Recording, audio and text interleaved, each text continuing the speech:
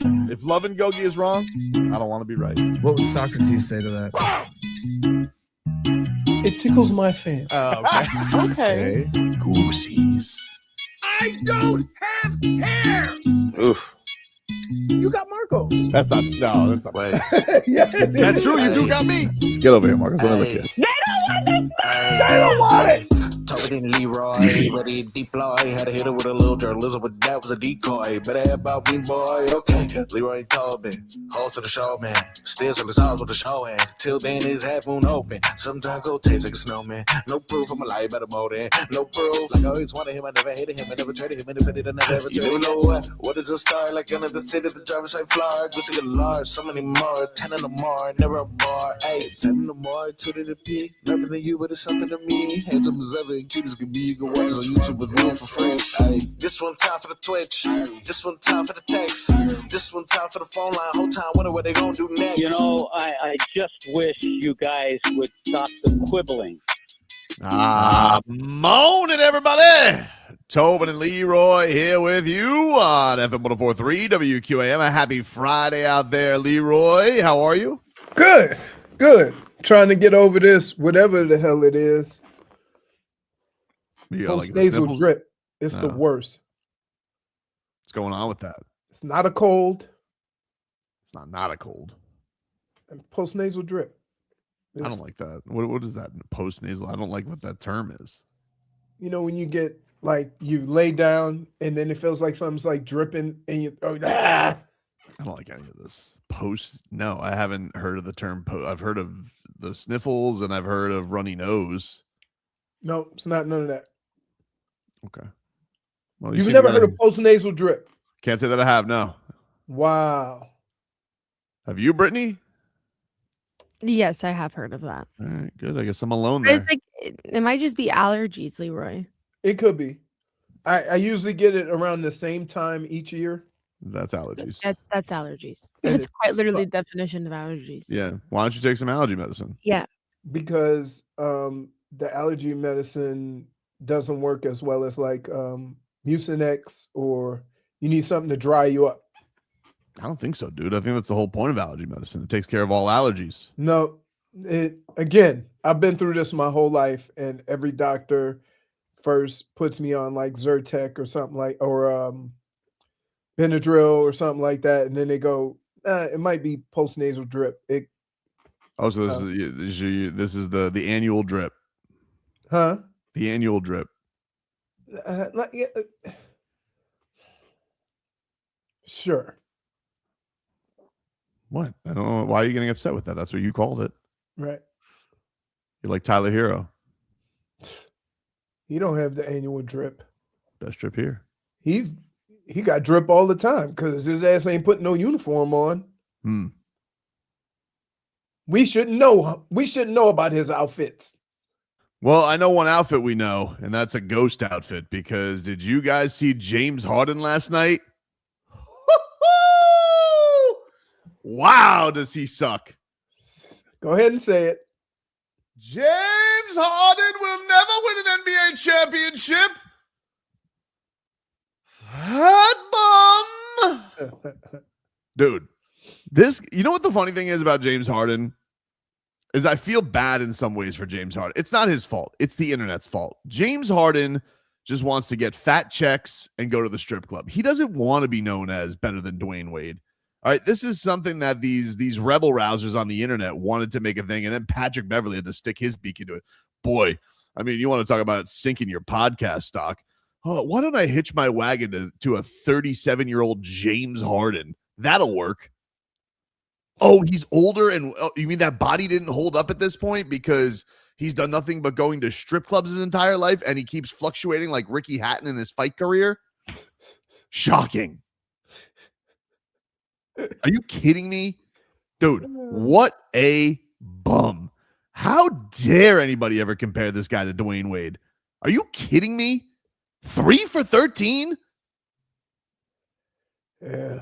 You know they were 7 for 7 driving past him yesterday. I saw that stat yesterday. That stat put up by Windhorst, and he said it's the nobody's ever had a perfect 7 for 7 on drives in the history of the play-by-play era. when they've started tracking this stuff. So he's dude. He had Rozier-esque plays yesterday. Like he might want to be careful that the feds aren't going to knock on his door for point shaving. That's that how bad, huh? it was bad for him. And that's saying something because by my count, he usually waits till game 6 for this nonsense, but he has been in rare air to start this series. Wow. He is terrible. He has been bad. I can't even like dispute it. Now, they haven't been good as a team. No, definitely not. But here's what I would say about all of that. When your team is struggling, you want to be able to rely on your so-called stars. So that means they expect James Harden, Spider, those guys to pick up the slack. So that means that we might need a 35-30 out of those two. We might need somebody to go for 40 and somebody 25. But a majority of the scoring, right, needs to come from those two guys. And to be honest with you, yikes. Yikes. Yikes. Yikes.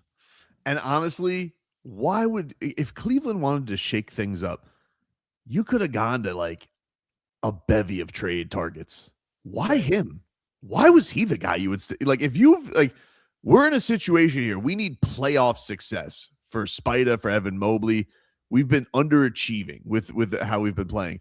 Right. Oh, I know. We'll send up the bum signal to the air. What kind of a decision was that? It's a delight. By the way, I'm very happy for Duncan Robinson. Oh my goodness. I'm very happy. We know that guy. That guy is killing it, and I'm happy for him. He deserves it. After the way Spo embarrassed him at the end of last year, I'm glad Duncan Robinson's out there just killing it in the playoffs. I mean, like, I'll say this. One of the problems I have with certain players in sports is that there's certain sports that are positively reinforced, right? Basketball, baseball, but it seems like some coaches or managers don't have patience. You go over, I'm going to sit you the next game, knowing that the success rate of said sport is well under 50%. And that's the part that I sometimes struggle with. I'm like, Dunks is going to go 7 for 8 at some point. But you also got to mix those 1 for 7s, those 1 for 5s. And it just seemed like to be able to have a sport that only has a success rate of 30, 40%, right? And know that if you miss 3 shots, that you might be out. That's a hard thing to play with. Been distracted by everything you said because Nick T says that Tobin is chunking Robinson. So I've been taken off course. Marlins, they salvaged their series finale. Very mad at Brittany, but at least she's a self-aware mush because she told me not to. No, she is. I mean, I wanted to bet Liam Hicks yesterday for a home run. He was plus 900, and Brittany's like, "Don't do it." But she's like, "But don't do what I say to don't do because then the opposite happens." And what do you know it? I the first thing, flip on the TV, and there's Liam Hicks rounding the bases again. I'm like, "Are you kidding me? That this guy, he hit another home run?" Yeah. I did tell you every time I tell you to do something, do the opposite of it. So I don't know. I've never dealt with the superpower that is a self-aware mush. A self-aware mush. Usually everybody wants to be like, "I'm not the mush," but you're like, "No, I am a mush" when it comes to the Marlins. I am clearly. This is like the 3rd time that it's happened. So that's why I'm saying, like, I got to tell you, my man is on quite the heater. Oh my God. And is baseball the only sport where, because there's hitting and fielding, and because hitting is so hard, it's hard to say that somebody's a looter in the riot? Like a guy that averages 35, but your team is 15 games below 500 in basketball, you deem him a looter in the riot. But Yeah, what like about I would a guy never. that hits 300 plus, that's hitting the ball, hitting the cover off the ball, but the team's not winning. Yeah, I would say for Luter and Araya, you need to have like a 180 average. You're striking out all the time, but I finished the season with 35 home runs. Oh, Like there was no method. Your only method to your madness was going in there swinging out your shoes. That's not Liam Hicks. right. It's not Liam Hicks. He hits the ball hard. He's been the MVP of the team. It's either him or Xavier Edwards. But I ended up yesterday because Brittany said don't go home runs. I was like, all right, well. Brady says not to go home runs, so I'm not going to bet home runs. So what I did was I did Liam Hicks 2 RBIs, but I parlayed it with Jacob Marcy stolen base, which I mean he didn't. I think he got on base once with a hit by pitch. No, it didn't even count. Yeah, I was sunk on that one. Game flew yesterday, and then but I will say Jacob Marcy had a sick catch in center field off the wall, so that was cool. But wow, then, this is pretty cool. They had the Pistons call on NBA radio last night. They called Duncan the doctor of distance. -1. I don't like No, that. Dunkyard Dog. I mean, like, that's his name. is it hard? Like, I mean, Like the he looks doctor more of like. distance? Wait, he looks more like a doctor than Junkyard Dog. I disagree. He's getting into people's faces all the time now. Okay. This was the call last night. Jack McMullen with Liam Hicks going deep. 0-1. He lifts out to right. That's pretty deep. Tyler O'Neill back to the track, and it's gone. Launchpad Liam, his 9th home run of the year, and the Fish Open scoring immediately. Liam is just a beast right now. He is an absolute beast. 2-0 Marlins in the bottom of the first. Liam Hicks cleared for takeoff. I wonder more do you think people are going to catch up to him or because he doesn't strike out very much. He's always making good contact. He hits the ball. He makes contact, which is like the only thing that happens with like home run hitters is sometimes your launch angle gets a little off. So you start hitting bullets instead of towering shots. And then it's just a matter of just getting back in the swing. But the thing I would say about him is that he hits the ball. He doesn't strike out. And so from that standpoint, I think it might be one of those situations where like it's just a little tweak, but he's seeing the ball really well. Last night, my favorite player on the team, Javier Sanoja, came through, put some contact on it, and then the Baltimore Orioles played like the Bad News Bears and the Marlins win. 1. Sanoja rips that one on the ground. That eats up Mayo, but it pops off his shoulder. He collects. The throw gets by Alonso, and Mack will come in to score. That ground ball ate up Mayo, and when he recollected, he fired a BB, but right into the dirt. Alonso could not pick it out, and magic happens when you put the ball in play. Mack was standing at second base. He scores on the throwing air from the South Florida native Mayo, and the Fish walk it off on Thursday. 4-3 the final score. It's a walk-off winner for the Marlins. Javier Sanoja put it in play. Kobe Mayo tried playing a short hop. It hit off his shoulder, and then he just dirted the throw, and Alonso couldn't pick it. Max scores from second base, and the Fish have a 4-3 win to avoid the sweep. There you go. Jack McMullen on the call last night on QAM. So they have the Nationals tonight. Everybody's excited. Robbie Snelling is going to make his debut, the lefty, their number 2 overall prospect. He is going tonight. 7:10 is your first pitch. So 6:30 our coverage begins here on QAM with Marlins on deck. I'll take the win any way I can get it. Yep, definitely. So used to my team losing like that. Oh, yeah. And so yeah. Those are your headlines brought to you by Doral Hyundai. In Miami, we go to the beach for a little solcito, and when we want a low price, we know you always pay less with your Pricito de Mayo at Doral Hyundai. Before we go to break, Leroy, give us a weather update brought to us by Tornado Roofing and Contracting, helping a homeowner stay safe this storm season. Visit tornadoroofing.com for a free roof and window estimate. This is a very important weather day because I'm also going to throw the forecast for tonight. Yeah, Whiskey Stars and Cigars tonight, dude. At Tabacone Cigars and Spirits and Plantation. I I can't emphasize this anymore.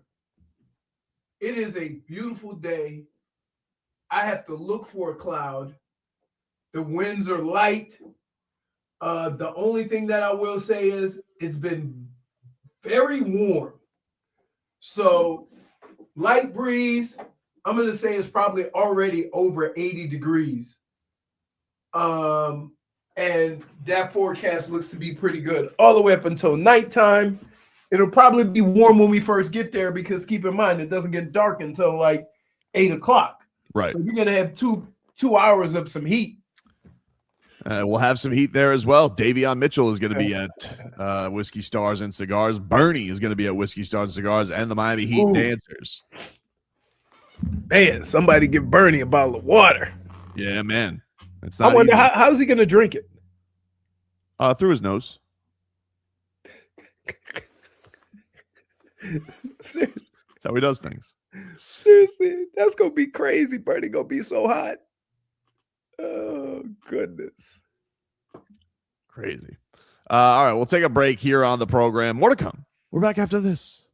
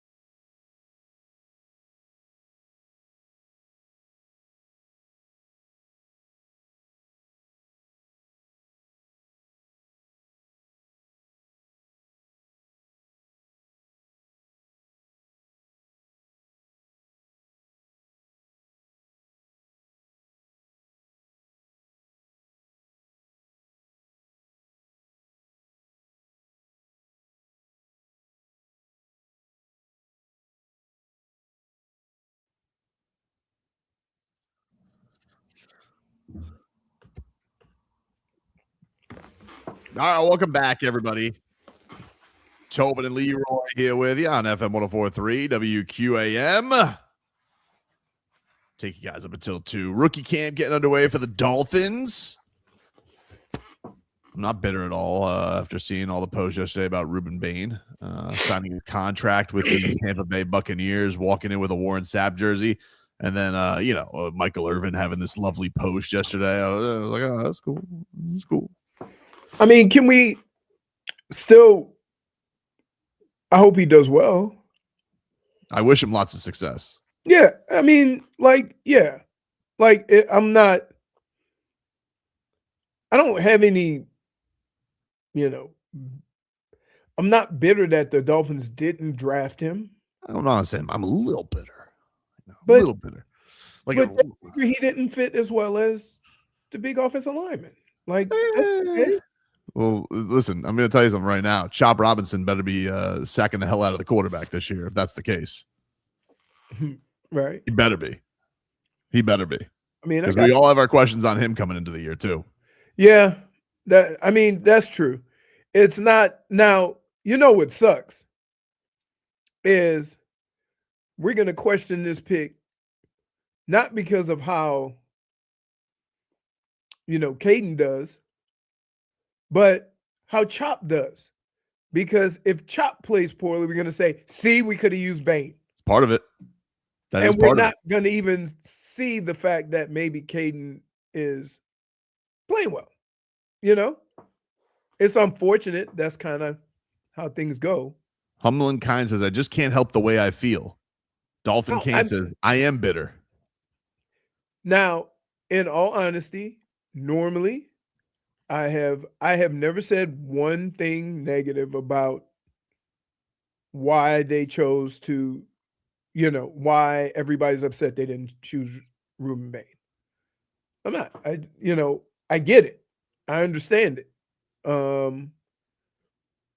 It also, I'm not mad that the Dolphins did what they did. Like, you can be upset and be bitter about not getting your guy. I'm trying to move on. I'm trying to. It's kind of like the Diana Rossini, Mike Vrabel thing. Like, I'm ready to just move on, and then there's just new stuff every day. And so, like, I'm trying to move on. It's a little bit different. Oh, it's a little different. Oh, of course. One is Goosey's and one is a scandal. But I'm just saying, like, I'm trying to move on. I'm trying to live my life and root for Caden Proctor. But then I get stuff like this from Michael Irvin, who's, telling me people are always asking, what does it mean to be a Miami Hurricane? We are always replying, it's a Miami Hurricanes thing. You wouldn't understand. It's about this kind of brotherhood forever. And you can see Ruben Bain in his Warren Sapp jersey with Warren Sapp on FaceTime. And, now all of Tampa's just like, that's the most Goosey's thing ever. Right. And that could have been Jason Taylor.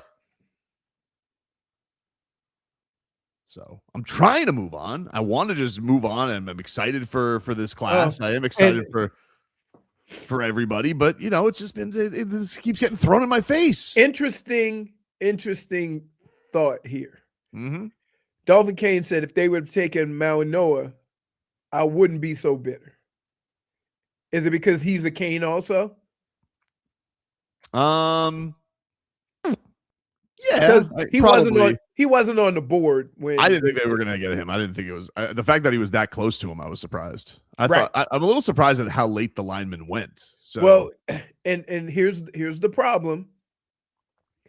I said this before the draft. You got to play the draft. Sometimes somebody does something crazy, and everybody panics, and there's a run on certain positions, and that's kind of what happened. So. Guys that were supposed to be top 5, guys that might have been top 10, all got pushed down. All because somebody panicked and said, we better get in on this run of players. How does that make you feel, Brittany, seeing all that stuff yesterday?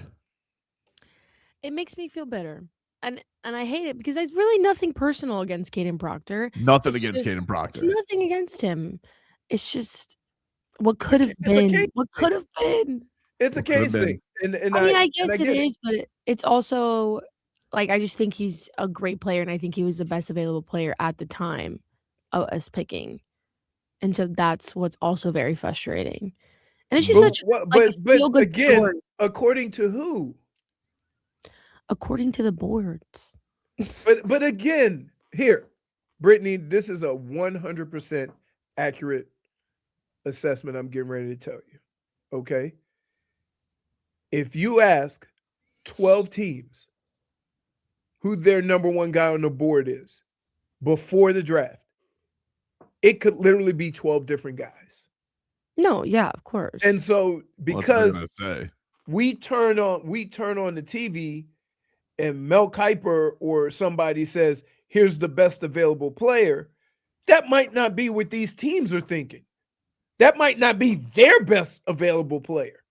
And so we get caught up in what somebody who doesn't even have a GM job is saying versus what the GMs and the front office and the coaches might actually think.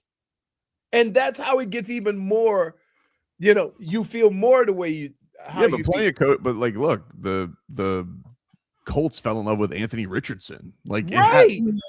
Coach GMs and front office people fall in love for the wrong reasons all the time. Correct. But that just goes to my point that everybody thinks something different. Like somebody, like when Anthony Richardson went fourth, he went fourth, right? Yes. There's probably some guys that said, no way he hasn't played enough football. We have the same exact situation this year with Ty Simpson. Yeah. I mean, well, that seemed like it was a little wink. Okay, but then when that happens, now everybody else is like, oh, a guy I didn't think was going to be available is now available. That literally happens with the quarterbacks all the time, dude. It's so crazy. Like Christian Ponder. And I was like, what? Oh, my goodness. A first-round pick for Christian Ponder? Wait, what about what's his name that went before Christian Ponder that works for ESPN now? Who went before? Went to Florida State. He went the first round to the Bills. EJ Manuel? Yeah. Yeah, I was surprised about that one too. Yes. It's always Seminole quarterbacks. Who's the last good Seminole quarterback? I guess Jameis was good in college.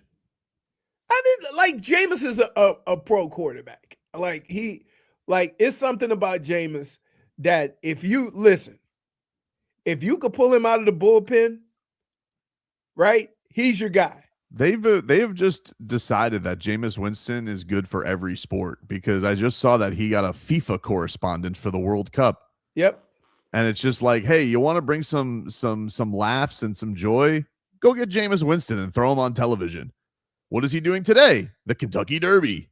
What's Jameis Winston up to today? The World Cup. So he's going to be like new Snoop Dogg role. He's going to be the sports Anthony Bourdain. Like he's going to be going around and figuring things around. He goes, today we are going over the he's going to be discovering cricket. He's going to be discovering curling. It has more to do with his personality than anything. Yep. I've golfed with him, right? And first of all that stuff that he talks, he is really like that, but he doesn't talk trash. Like he is yes, sir, no, sir, the whole round of golf, which was shocking, right? But his personality, I think people are drawn to it. Players, I haven't heard one player say anything negative about Jameis, right? I can't think of it. Right. That's that kind of that personality that can kind of do a lot of different things. I just, I wish early in his career his nickname wasn't Squints. That was crazy. That was crazy. Like do you ever want to see your starting quarterback walk up to the line of scrimmage and go? Well, I always remember those were the days when I remember when Jameis and Mariota were doing it. That's when it became really chic to throw up pictures on the sidelines. They weren't calling plays. It'd be like some photo of an American gladiator. And they're like, all right, cool. That's a deep shot. Right. So he's like, what is that? Is that a squirrel? Right. Turtle. Crap, interception. He is probably one of the most personable people and one of the most frustrating players because he has the tools, but sometimes my man gets a little too carried away. We'll take a break here on the program. More to come. We're back after this.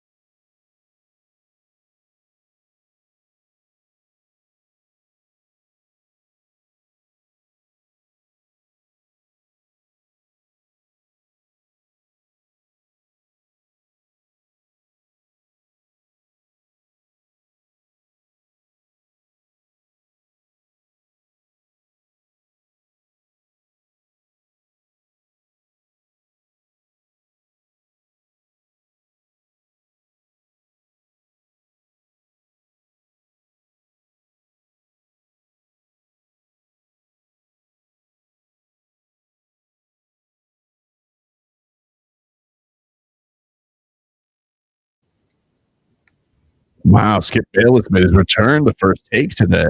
How about that? Stephen A has dragged him back right in time for LeBron being down 0-2 to the OKC Thunder. Did you see them all? I've never seen that before. Have you seen the end of the game yesterday where they all went up to the officials The entire Lakers team went up to the officials to state their case about how furious they are with the Oklahoma City Thunder. What? And the calls. I mean, look, it doesn't help that they're really good. It doesn't help that, no. And so, and here's the deal. If anybody thought you had a chance, then maybe we listen to your complaints because it would matter. But did you really think, like, okay, where'd you think this was going? Nowhere. Right? There's nobody in this league other than Maybe if San Luka was Antonio that I playing. even give a chance. Yeah, maybe if Luka was playing. Maybe. Right. I could even see the Wolves. The Wolves are physical. As long as Ant's okay. I mean, Ant's still dealing with stuff. If Ant was full go, the physicality they play with, The I could see that being. physicality where they could just drag it in the mud and do 90s basketball. But that was crazy. I'd never seen it. They have Austin Reeves there as the delegate. LeBron's just kind of nodding behind him. No. And again, if you're going to complain about a game, Austin Reeves can't be the guy. He can't? No. Why not? You got to go with either LeBron or Luka. I mean, Luka's not playing. He can't do it. But at least they'll listen to LeBron. I don't know. Dude, if you're playing the Lakers and JJ Redick's saying last night, JJ Redick saying LeBron gets the worst whistle in the league history. Too many people hitting him on the head. Nobody calls anything on him. And part of that is because of his size, right? So what we end up doing is we get mad when guys flop. But if you're big and you don't flop, they don't call the foul. So where are we with that? Well, he did get called. I mean, like there were times where LeBron certainly did flop and that he was, adding things and people thought that he was doing that because he had to show that he was getting hit. I mean, certainly SGA is guilty of that. Certainly, old Beard over there. I mean, he's the worst of the worst when it comes to that stuff. But I also think you're right in that I don't think it matters. Like you give him the calls if you want. Like that's why this is such a big deal. If it was an evenly matched series, then maybe we would have discussions about it. Oh, all right, let's break it down. But the fact that OKC is so much deeper and so much better, it's like, what are you arguing for? Just take your beating like a man. Lito Ford says, did you see Caruso call LeBron's fake bubble champion? I think that was just a fake quote somebody put over him just cursing at LeBron. I don't think he actually said that. This has become a little bit of an epidemic on Twitter, is that people will just post videos with quotes and the video says nothing to the quote. Like I saw one yesterday for Carson Beck. There was a Carson Beck one that was crazy. And I was like, he didn't say that. I was like, I wasn't really like listening to Twitter. I was sitting at my son's jiu-jitsu class. So I'm just like sitting there scrolling on Twitter. And there was this fake quote that said, Carson Beck didn't hold back. And the quote was, a lot of teams are going to regret passing on me. I've always believed I'm QB1 of this draft, and now I get the chance to prove it with the Cardinals. Super Bowl expectations start now. Some teams are going to wish they trusted the tape more. And it's literally just Carson Beck just staring at a reporter, listening to the reporter ask a question that has nothing to do with that quote.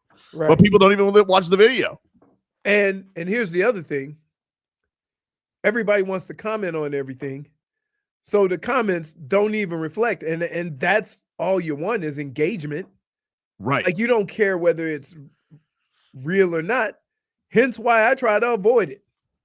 You don't avoid it. You I just look at it. I don't comment. You watched a video of Jose Altuve striking out with Jose Altuve.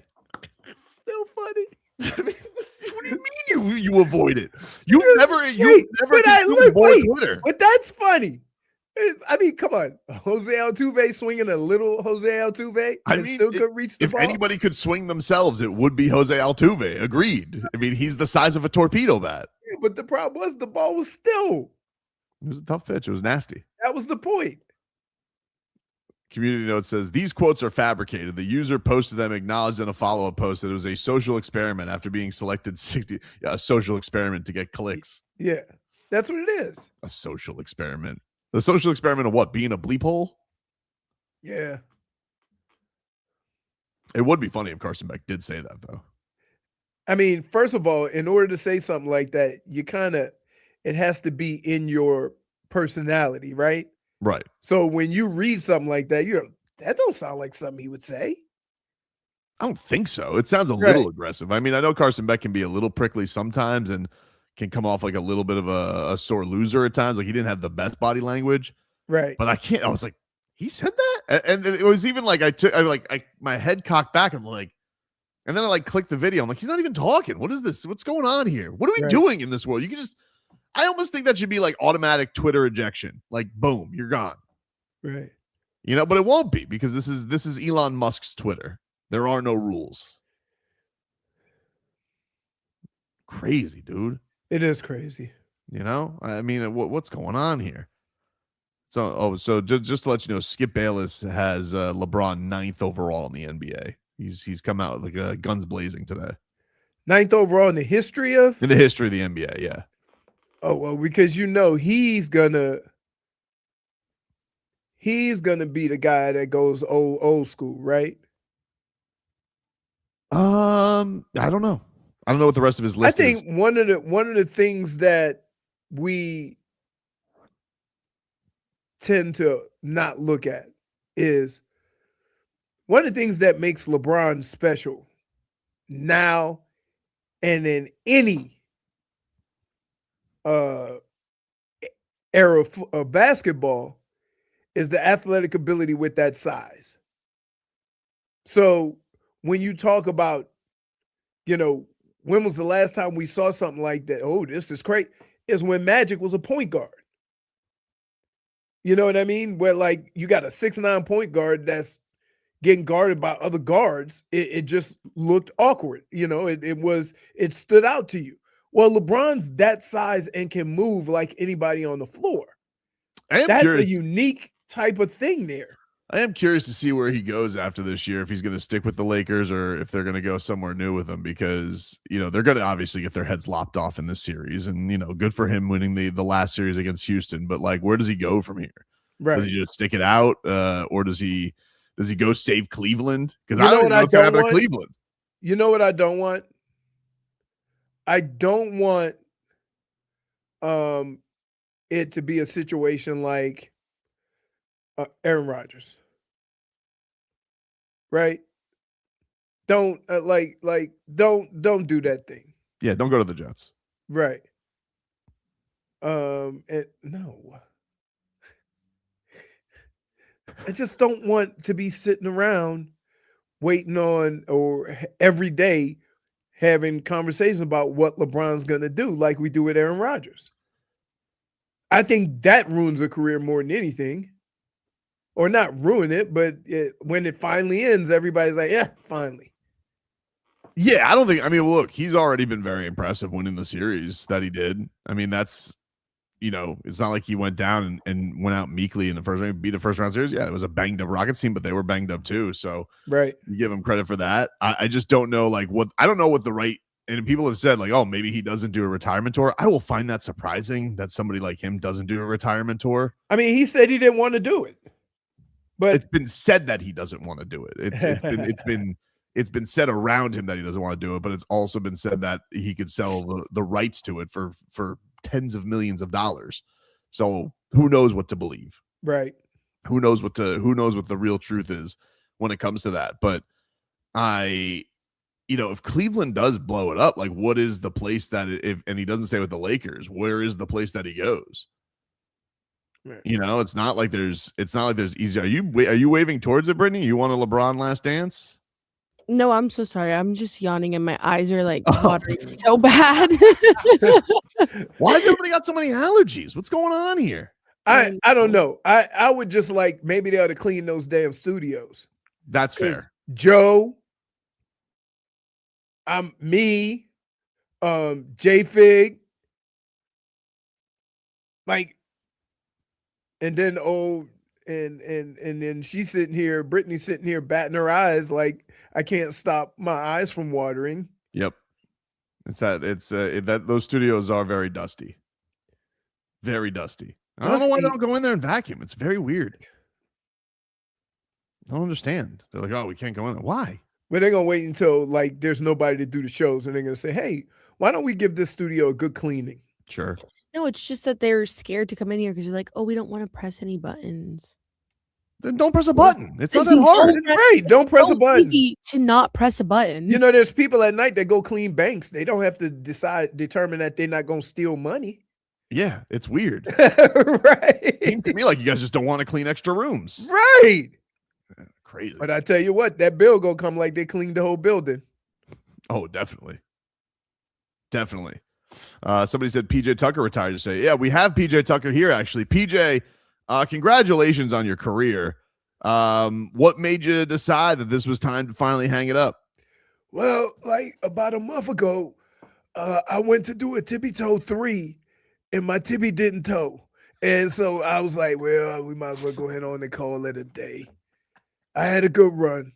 Right? What a good run. D&3 guy, worked my way through the system, played on a lot of good teams.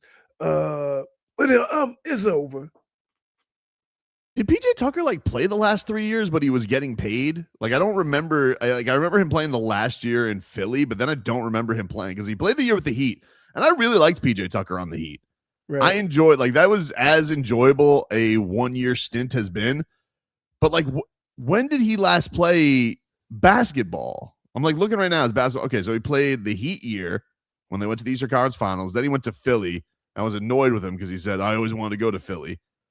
So he played at Philly, and then the next year he played between the Philly and the Clippers, and then he played 3 games with the Knicks 2 years ago. It was a strange ending. And he's like, yeah, 20 years. I was like, kind of. Like, Kind of. you put it this way. You retired 20 years from your start, but you didn't play 20 years. Lito Ford said, you sure that's not Doc Rivers? No, dude, way different. Why would you say that? Completely different. Doc Rivers. At the rate I'm going, I'm gonna have my voice in about 2 more months because I ain't gonna be yelling at all these damn kids. Oh, Doc Rivers is 100% going to be like on Peacock next year next to his son. Oh yeah. Well, he ain't gonna be next to his son because his son sits on the bench. Yeah, his son sits on the bench. What the hell is that? They need to put his son on the bench next to Draymond Green so we could have some real drama because they're beefing now. Did you see the exchange between Draymond and Chuck? I did. It didn't go over well. Right. It didn't go over well. You got to be a little bit, people think they're always going to laugh at his jokey jokes, and I think Draymond's got to realize, hey, that's not funny. Here's the deal, though, and I think it shows a tad bit of ignorance from this standpoint. You are talking about a guy who's an MVP and a Hall of Famer, and so just from that standpoint, you be careful how you go down these certain paths. Right. And I think that for him to say, I don't want to be you in Phoenix, without fully understanding why Chuck played in Phoenix. The only reason why he did, he said he didn't want his career to end on an injury. Houston, yeah. He wanted to go. And so, but that's an MVP. That's a Hall of Famer. That's a dream teamer, right? And so put some respect on his career. You could tell a joke, but you must acknowledge all the other stuff, right? And at least be honest about why those things happen. Draymond, as good a career as he's had, right? He ain't a quarter of the player that Chuck was. That's why the Shaq thing is funny, because it's like when Shaq and Chuck do it, you're talking legend to legend, and it's not right. Like, I always feel like it's tough because I do think Draymond is important to winning, but he's still the 4th most important guy on the team. You know, like right. It's a weird thing. He's like Caruso almost. Yeah, something like that. Like he's a little better. He's important, but he carries himself like he is Steph. Amongst the legends. And I'm like, all right, there does have to be a balance there of that. You know what? I think he should be more aware. He sometimes makes comments and puts himself in a club that he does not belong to. Well, he had this thing where the Austin Rivers beef started because he had said, I think it was on his podcast, which you can get on the Odyssey app. He said that Steve Kerr held him back, and I was like, he did? How? I think he got the most out of you with the tools that you had. It take you 7.2 seconds to shoot a three. Right. Anyway, crazy. Yeah, wait. Jay Gatto's, this might be a good one. He sees himself as Pippin, as Batman, right? But he's actually more along the lines of, and I don't mean this as a woman. He's like Batgirl. She makes appearances every now and then, but not every episode. Gotcha. Right. Or Poison Ivy. Poison Ivy. Well, no, he's still on the good side. Oh. I thought Poison Ivy like helped at one point. They all do. Yeah. Like there's certain like they all find that Batman charming. Catwoman too. There's certain types of like superhero movies where like Spider-Man, you always sympathize with the bad guy. Right. Right? Because the reason why he became the bad guy. Right. Every time you watch a Spider-Man movie, like they tell the backstory and you're like, oh, but now he's trying to off everybody. You're like, I can't roll with you. Right. So, but Draymond just needs to be aware. I told you, I used to tell you this all the time. One of the hardest things for me to do is criticize certain athletes because you have to criticize them in a way that doesn't make you or make anybody think you're above them. And that sometimes is hard. And Draymond criticizes other players like he's above them or they're equal. He is not Chuck's equal. He really isn't. Not a knock on Draymond, but he's not. And he's not funny either. Like, it's one thing when it's Shaq and it's lafty and it's jovial. Like he's just mean. Right. Because he's just not a funny guy. And one of the reasons why you say the Shaq and the Draymond thing, I mean the Shaq and the Chuck thing is funny, is because you could see them being equals. Even though Chuck hasn't won a championship. Right. But even if they weren't, they're funny. Like it's a joke. You could tell it's like could tell it's fun amongst friends. Draymond's not funny. It's almost like how they think of us. Because I've gone to places and people have come up to me and say, man, that Tobin, how you guys been doing the show? So I'm like, we do everything together. What are you talking about? He goes, really? And I'm like, yeah, we argue then too. Yeah. The only time we didn't argue is when we both looked at Tommy and went, where's the mud, Tommy? It's crazy. Well, let's take a break. Get you caught up with your headlines. We're back after this.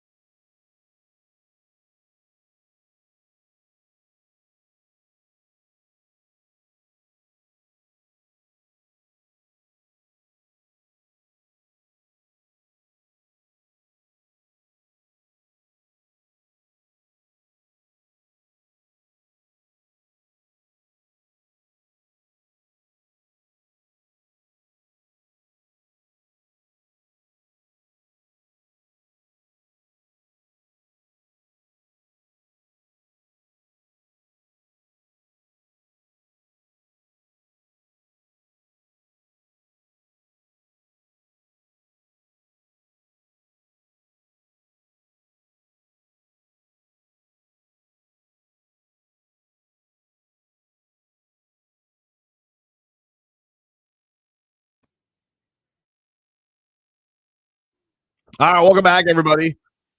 Tobin and Leroy here with you on FM 104.3 WQAM. Well, let's start off this hour, give you a weather update. Brought to you by Tornado Roofing and Contracting, keeping your home and family safe when the storm rolls in. Visit tornadoroofing.com for your free roof and window estimate. And currently in Miami, it is 86 degrees. The feels like 91. Here's when I know it's hot outside. Normally at night, I put my AC on like 74, 75. When I get up in the morning, I'll turn it up because when I'm getting ready in the morning, the cold air from the air condition, it sucks. The AC, even set on 80, is on almost all day, which means that it's hot as hell outside. Soupy. Yeah. But it's like, it's not like when I go outside, I'm not sweating up a storm, right? It's weird, right? Do you go outside and you just, like, that soupy heat that we're known for down here? No, it's just kind of like a straight up hot right now. Yeah. Right. Little Vegas-y. The headlines are brought to you by Doral Hyundai in Miami. We go to the beach for a little solcito. Might be a good beach weekend, but watch your feet on the sand. But when we want a low price, we know that you always pay less with your Pricito de Mayo at Doral Hyundai. Looking forward to seeing everybody tonight at Whiskey Stars and Cigars, presented by Edmore Sawgrass Auto Mall. You guys can come to Tabacón Cigars and Spirits at Plantation Walk starting at 6 p.m. Davion Mitchell's going to be there. Bernie, the Heat Dancers will be there too. And you guys can enjoy a Scotch whiskey from Johnny Walker, a smooth cigar from Drew Estate. The event is free. Just stop by. Get all the info now at WQAM.com. Must be 21 or older. And we'll see you tonight, 6 p.m. at Tabacón Cigars and Spirits at Plantation Walk. And it is presented by Edmore Sawgrass Auto Mall. 4 brands, 1 location, your local Cadillac, Buick, GMC, and Chevy dealer. Marlins win last night. Walk-off winners, 4-3 over the Orioles to salvage the series. After they gave up they didn't give up the lead, but after it looked like it was going to be over again, right? Yep. It was annoying. Brittany, theoretically, if somebody wanted to bet on Joe Mack's first major league home run today, would you be for that or against that? I'm gonna go with against it, but I think I might be right about this one. I think I actually might be right about this one. So let's look at, there's certain young guys that get called up and they swinging the bat and you like, what is he swinging at? Some of these young guys are whiffing. So Joe Mack's been looking good though. Wait, how many games has he played? This is his third game. Third game, fourth game. And he's been close. He had a big double last night. He was the guy who scored the game-winning run.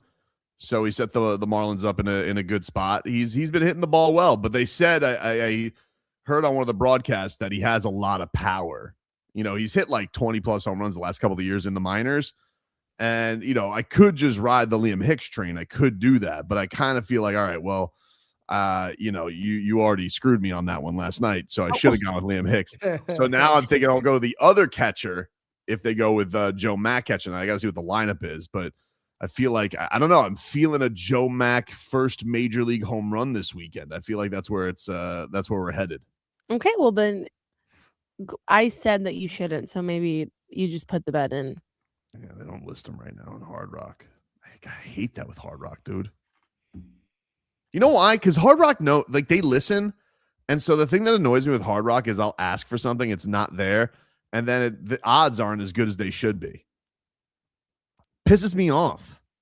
Like, you should allow. Why can't they list every player? What do you think? What do we think? Joe Mack's on a Terry Rozier situation? Ridiculous. Let me bet Joe Mack.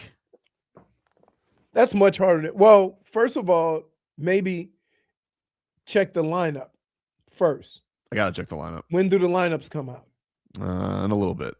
Okay, so they probably won't put it up. Oh, my goodness, dude. Fix it.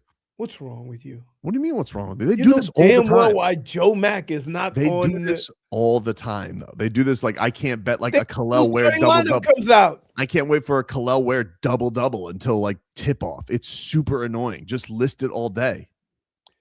It just depends on when they see the starting lineups. No, it doesn't. I'm telling you, they do this with every sport where they'll list like 3 players, they'll list all the time. You could bet a Bam prop anytime or a Tyler prop, but if you want to bet Pella, you got to wait until tip off. It's like, why? They do this all the time. They do it in football too. Just list the players. Why do I have to wait? And it's because, damn, that guy had a good idea. He wanted to bet on Joe Max, so instead of plus 900, they're giving me plus 600. Right. Because they know Brittany's a mush, and so she's already said don't do it, so they're going to lower the number, and then my payday's less. I'm going to blow all that Liam Hicks money by the time I get to Sunday. It's going to be terrible. Anyway, NBA playoffs last night. The Pistons topped the Cavaliers 107-97 to take a 2-0 series lead. The Lakers, they got killed 125-107. OKC leads that series 2-0. The Hurricanes, they're about to bust out the brooms, and the Flyers, they win 4-1 yesterday. They have yet to lose in the playoffs. That stupid Rod Brindamore. Annoying. Call him Tough John Pooper. He's got that broken nose. Carolina leads Philly 3-0 in that series. Tonight, Knicks and Sixers, game 3. New York's up 2-0. And then Spurs and Wolves, game 3. That series is tied at 1 apiece. So that is your looky-loo at the headlines. We'll take a break, get into more shenanigans on the other side, including renting a boat while pregnant. Back after this.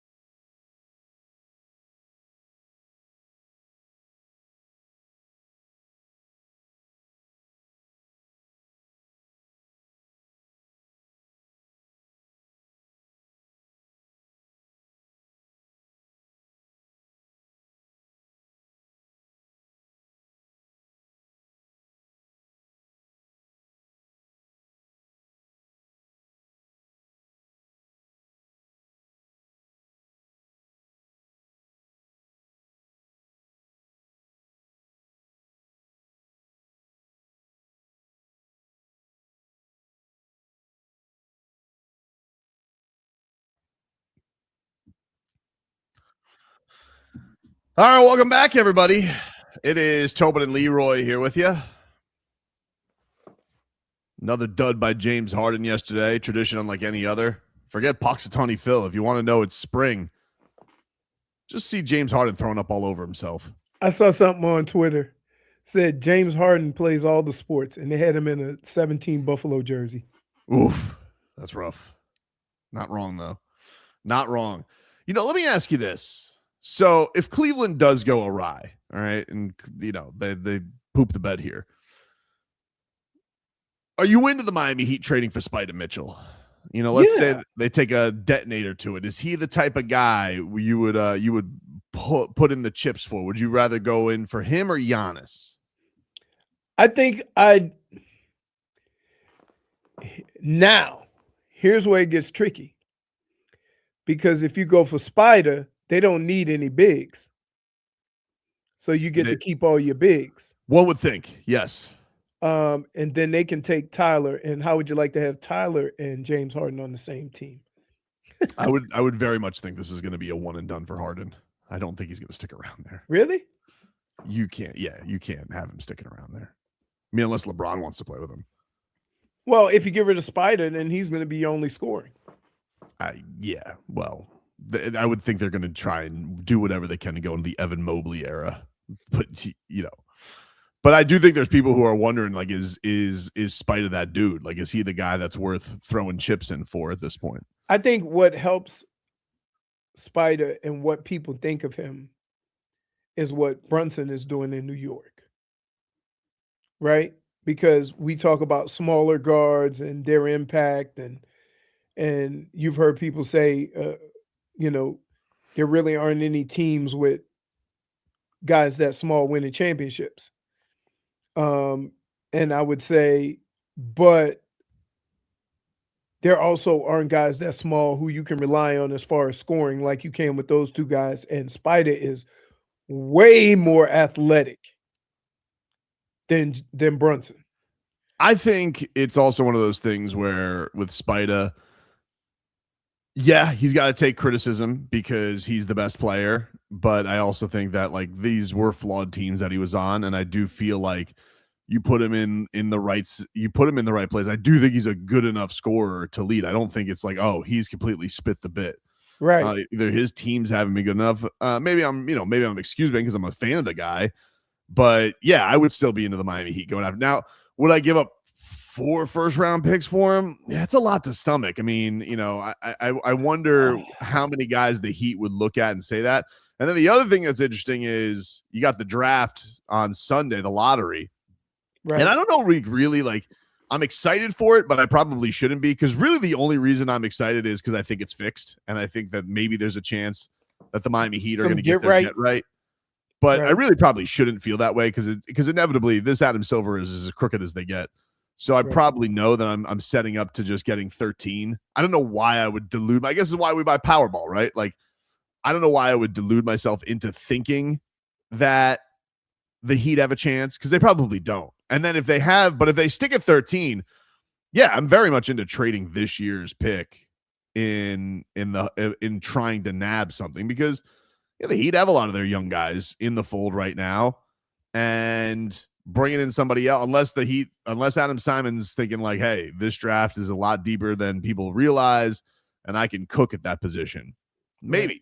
But I don't know. Like, do you think the lottery's on the up and up? Not based on what I saw. The Dallas ended up with Cooper Kupp after having one of the worst trades in the history of. Do most people think it's fixed? Most people think it's fixed, yeah? Well, most people who never get the first pick. Well, but even the ones who don't get the first pick, like, there's been so many examples, it feels like, over the years of. It seemed like payback. They've gotten some get right, like whether it be New Orleans getting Zion after trading Anthony Davis, or whether it be the Cavs getting players after LeBron leaving, or them getting LeBron in the first place, or Chicago getting Derrick Rose.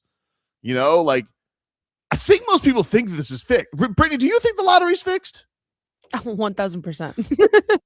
So if it is, the clearest sign of it was what happened last year with Dallas and Cooper Flag. Like, that's just, to me, it doesn't get more rigged than that. It doesn't. It feels. But I guess they would say it's an insult to think that it's fixed. But I kind of think that it's fixed. And if I think it's fixed, I don't think there's a lot of teams that deserve it more than Miami does. I really don't. Especially the way that everything went with the with the Terry Rozier scandal. Like, you can't sit here and be like, "Oh, Indiana deserves it." No, they don't. So you're thinking that they gave us a second pick and then they promised us the first pick? I don't think anybody promised anything. I think it's a wink. But I think I do. I feel like it's fixed. I think most of us think this is fixed. Like when Toronto won the lottery this weekend in hockey, I was like, that's fixed, dude. Toronto? They almost didn't have their first round pick. Now they get number 1 when their franchise is falling apart. Little fishy. Got to tell you. Seems a little fishy to me. Yeah. And so I think, has anybody ever been excited to, is this what insider trading feels like? Is this what, like, having, the knowledge that Terry Rozier is going to pull himself out of a game? Is this what this feels like? Because I think I'm only excited about Sunday because I think it's fixed, and I think the Heat have a chance to be the one that the fix is in for. Who else would it be in for? I guess Golden State. I mean, they love Steph Curry. Do you? Yeah, they've had enough good stuff happen to them already. It's enough. And they had the number 2 pick. They blew it. I don't. If let me tell you something. If Golden State ends up with, I'm gonna lose my bleep. And you know why? It ain't got nothing to do with Golden State. Jimmy. Correct.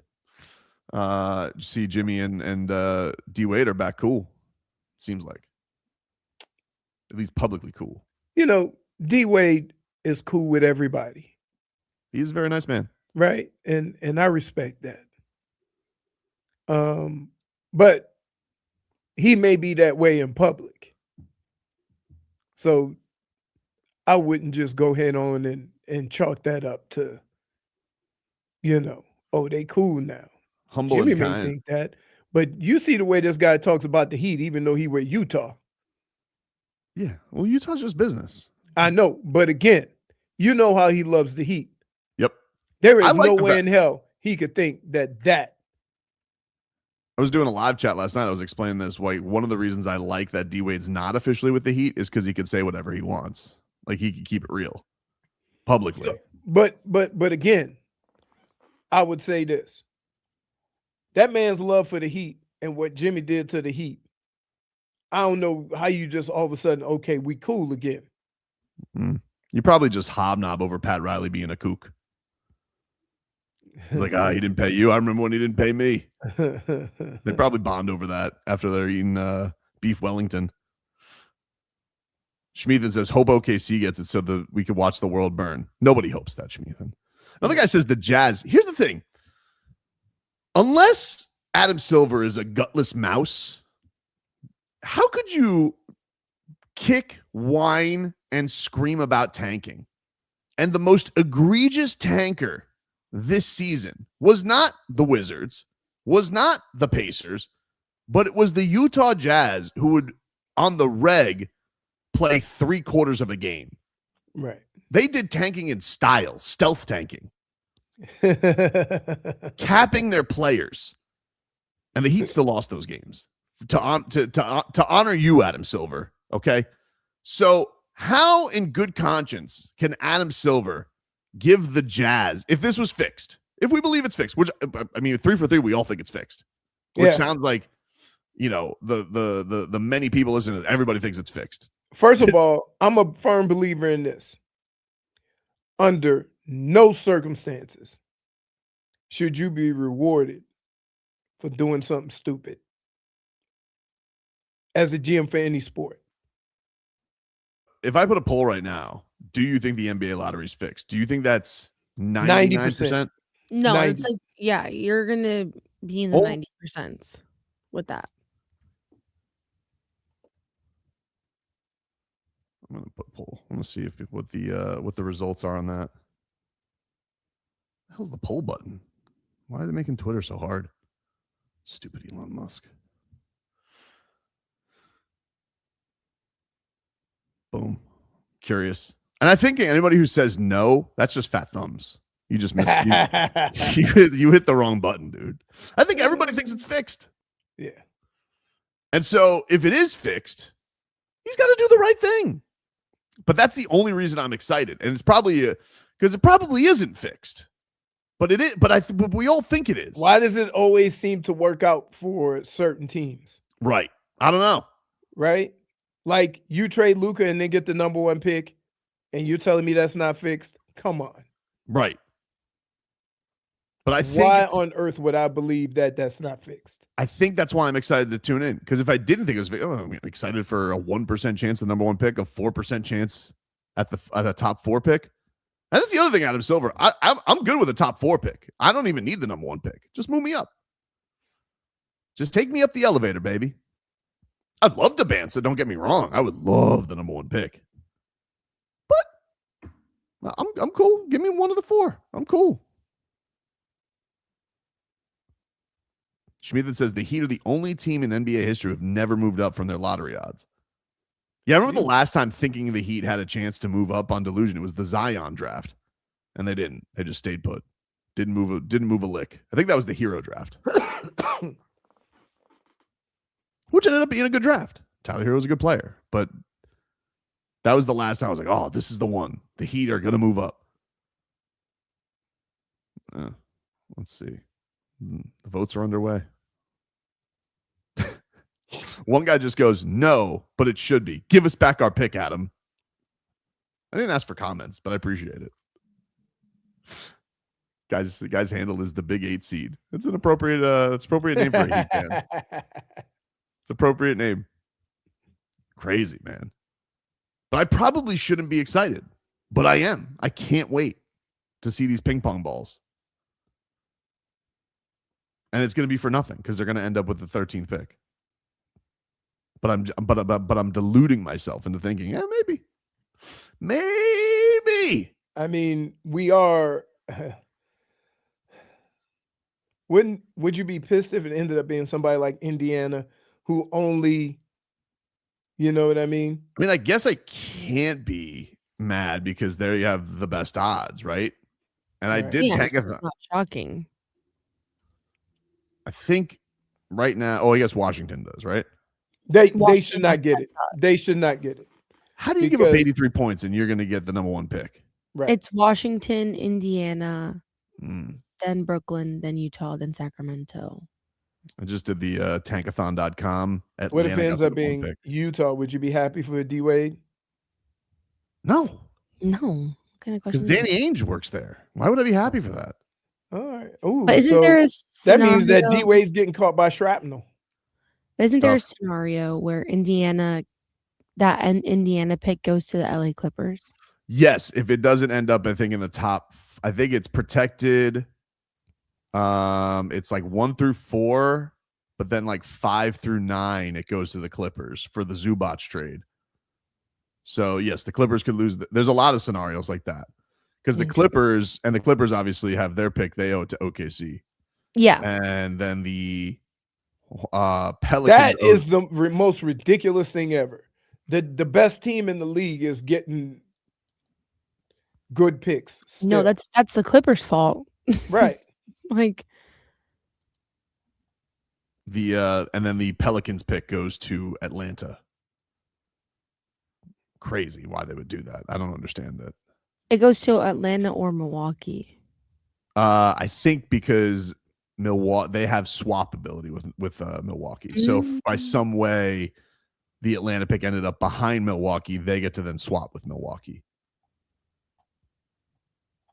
There's a lot of weird scenarios, but you want to know who has no weird scenario? The Heat. Just make this clean, Adam Silver. That's all I'm saying, baby. Hawks have won twice. Stupid tankathon.com. Take a break. We'll tickle Leroy's fancy next. Yeah.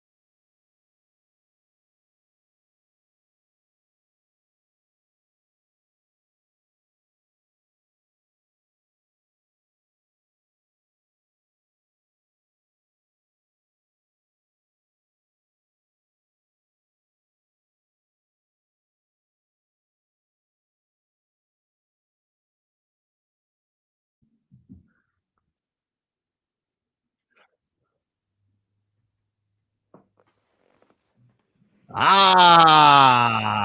is time, ladies and gentlemen, to Tickle Leroy's fancy. Are you ready, Leroy? I am. All right, let's get to it, ladies and gentlemen. Here's what we got first tonight at 7:10. Excuse me.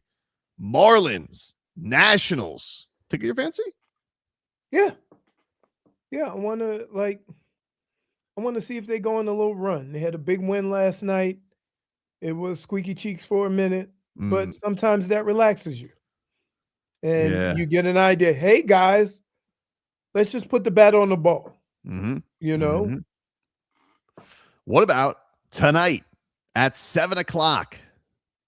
Knicks, Sixers, Game 3. Does that tickle your fancy? Only the petty watch.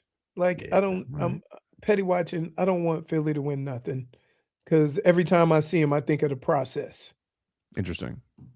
So more petty at Philly than the Knicks. Yeah. Interesting. Okay. I like Jalen Brunson. So what about at 7 o'clock? The Montreal Canadiens take on the Buffalo Sabres in Game 2 of their second round series. Does that tickle your fancy? No. Fancy, not tickled. Why? Because, like I told you. No, you didn't? Actually, I don't know your opinions on Sabres and Canadians, I have to say. I've told you my opinions on hockey. All right, but hockey's good, dude. I don't know what to I know tell it's you. good. I just, like, if I stop and see a score, I may look at it for a couple of minutes, but I'm not like I was when the Panthers were in it. Every time a hockey game was on, I sat down and watched the whole damn thing. That means that my fancy's not tickled. Did you? What about what you got to be into the late game tonight? 9:30, Golden Knights and Ducks. That series is split. Tickle your fancy? No. What about their mascot, Ben Affleck? Have you seen him? What? You haven't seen Ben Affleck? No. Oh wow. Well, you are in for a treat, my friend. Very exciting. Ben Affleck is a bongo playing duck that that is you remember Anaheim's very good at rally animals. Remember the rally monkey back in the day for the Anaheim Angels? Well, they have their own version now for hockey, and his name is Ben Affleck. Have you seen him, Brittany? No, I haven't. Oh, I thought you made it up. No, swear to God, no. I thought you were being funny. Nope. Ben Affleck is a real thing. This is their bongo playing mascot. I'll bring this here to you guys so you guys can see Ben Affleck, but they play him after all the wins. That is a duck for our radio audience playing the bongo with his web feet. Wait a minute. Dude.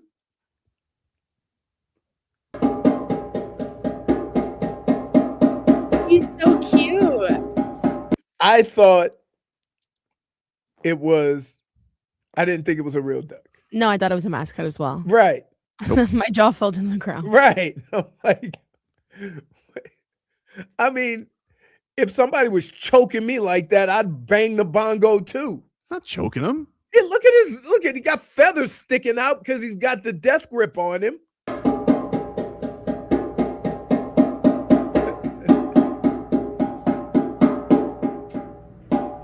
That's truly.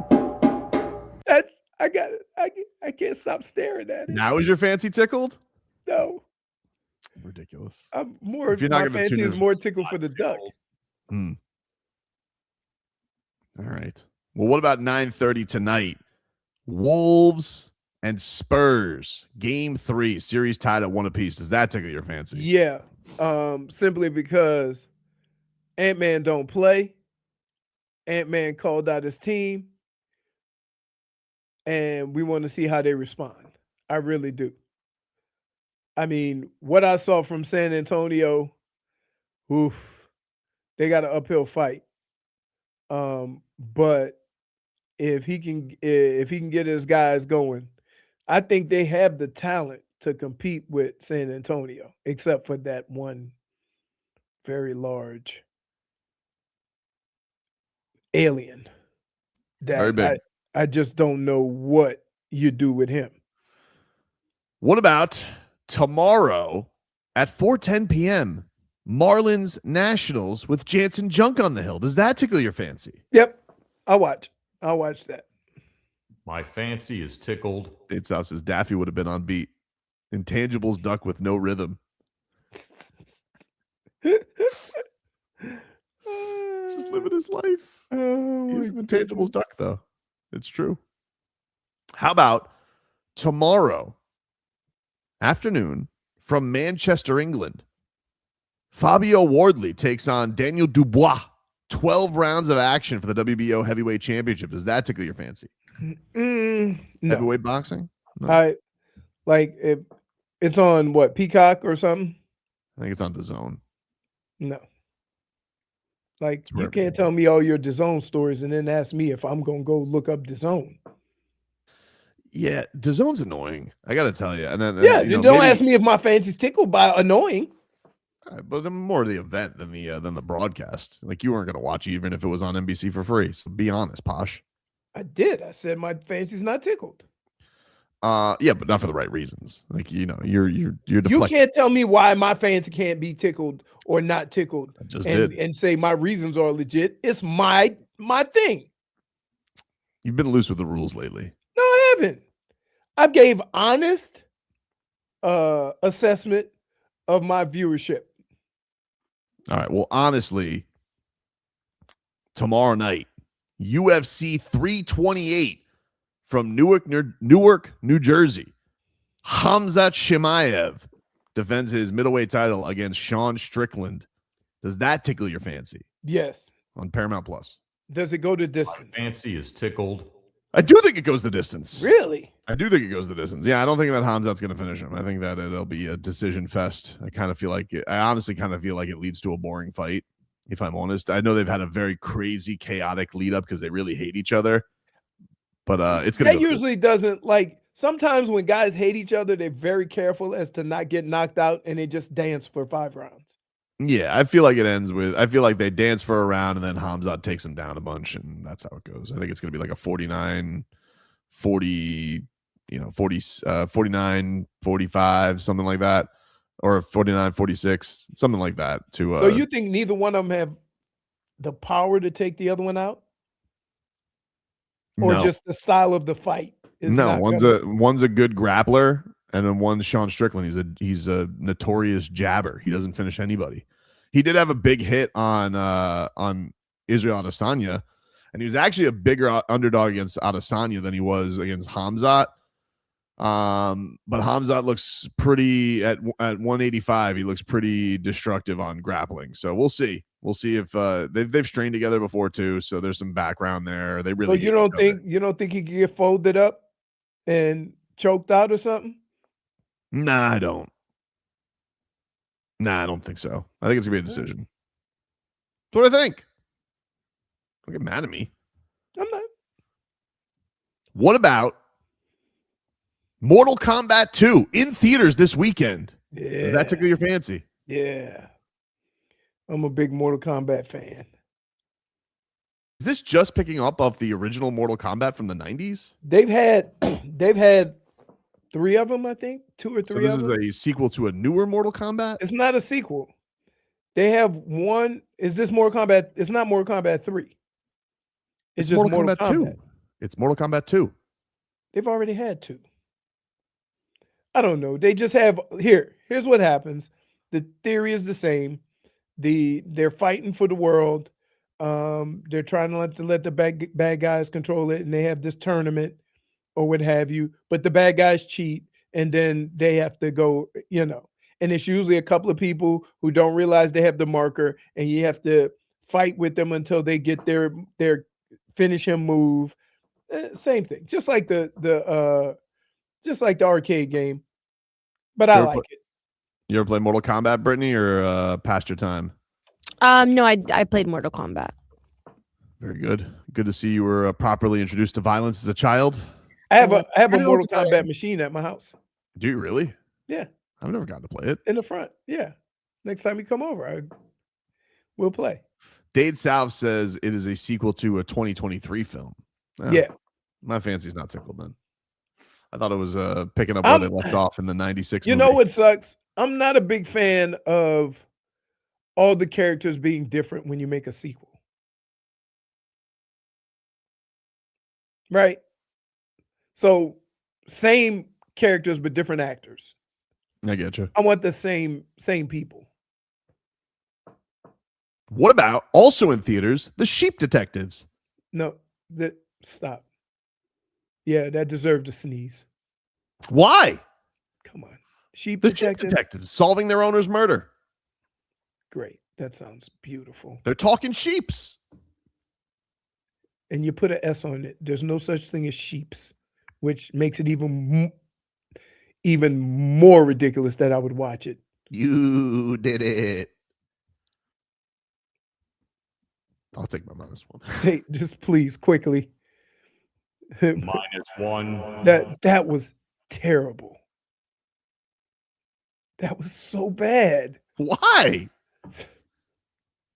I liked it. Really? Yeah.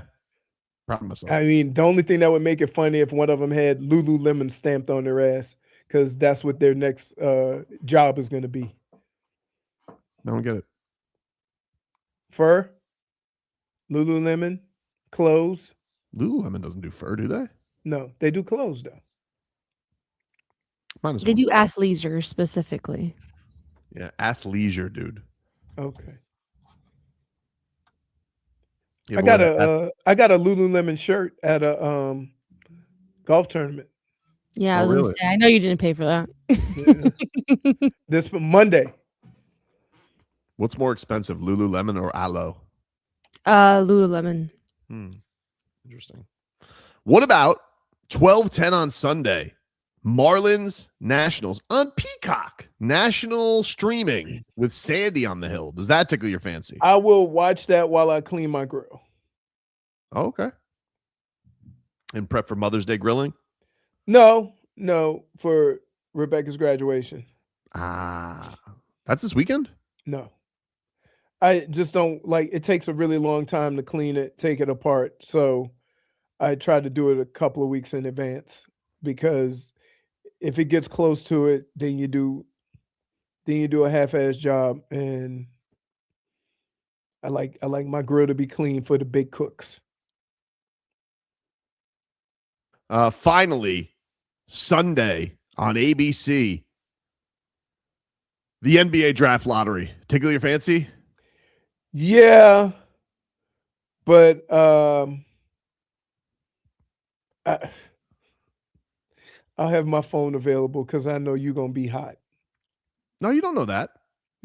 I can be very Tobin? mature. Tobin, What? you'll complain about something. Not if we get the number 1 pick, I won't. Okay. Honestly, if we get top 4, I'm good.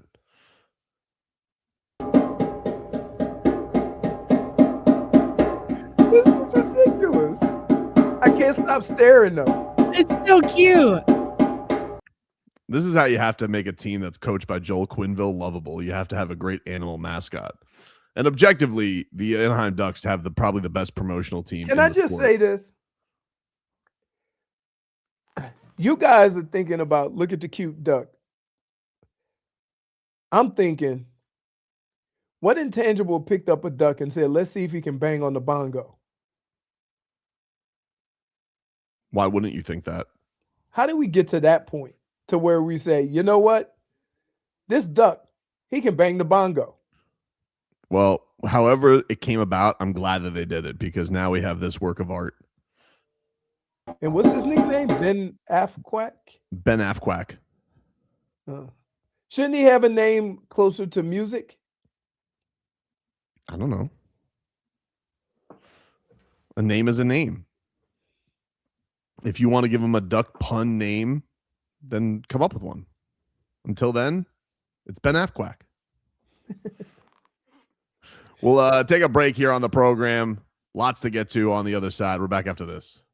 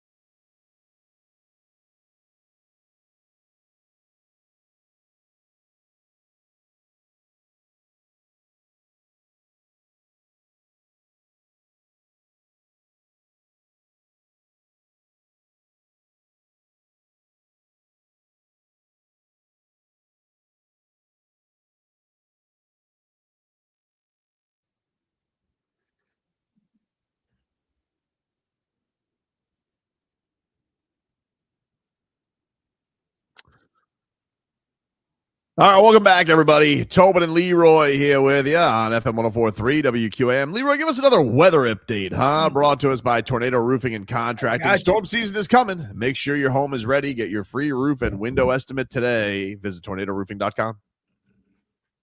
Still not a cloud in the sky. Very light breeze and hot. Is it 85 degrees yet? I mean, it was that back when we did it an hour ago. My phone says 89. Oh, 89. Soupy. Soup. But it's not soupy hot. I don't know why. I can't explain it.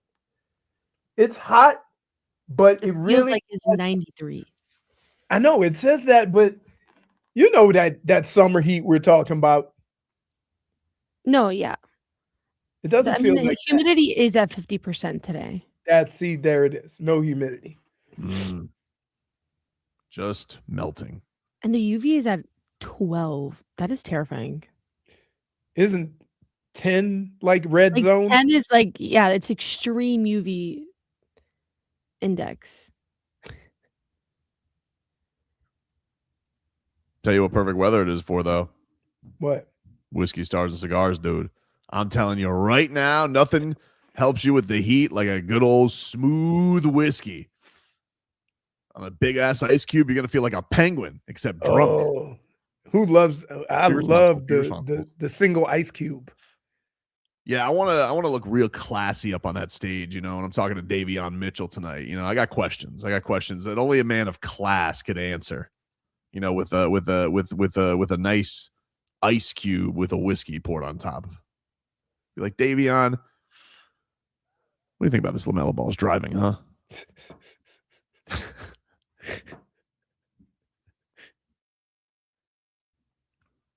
I feel like we haven't seen as much as Davion this offseason. Remember last year he was in the gym like 2 weeks after the season ended. Doesn't mean he's not in the gym. No, I know. He just hasn't been as active on social media. He's got one more year, right? He does. He has one more year. I saw that he just switched agencies. He went back to CAA. I don't know who he left, but he is he went back to CAA before going into his contract year. So we'll see what that means for him. But he is going to join us tonight at Whiskey, Stars, and Cigars along with Bernie, the Heat Dancers. Excited to have you all there. Let's get to our headlines. Those are brought to you by Doral Hyundai. In Miami, we go to the beach for a little solcito. And when we want a low price, we know you always play less with your Pricito de Mayo at Doral Hyundai. Marlins will be back at it tonight as they open up a series with the Washington Nationals. Robbie Snelling is making his Marlins debut, much anticipated. Everybody's looking forward to that. Seeing what the young Southpaw has for him. 7:10 is your first pitch tonight from Lone Depot Park. And our coverage here on FM 104.3 begins at 6:30 with Marlins on deck.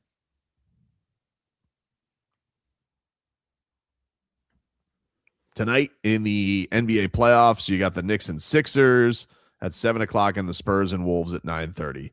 So that's your matchups tonight.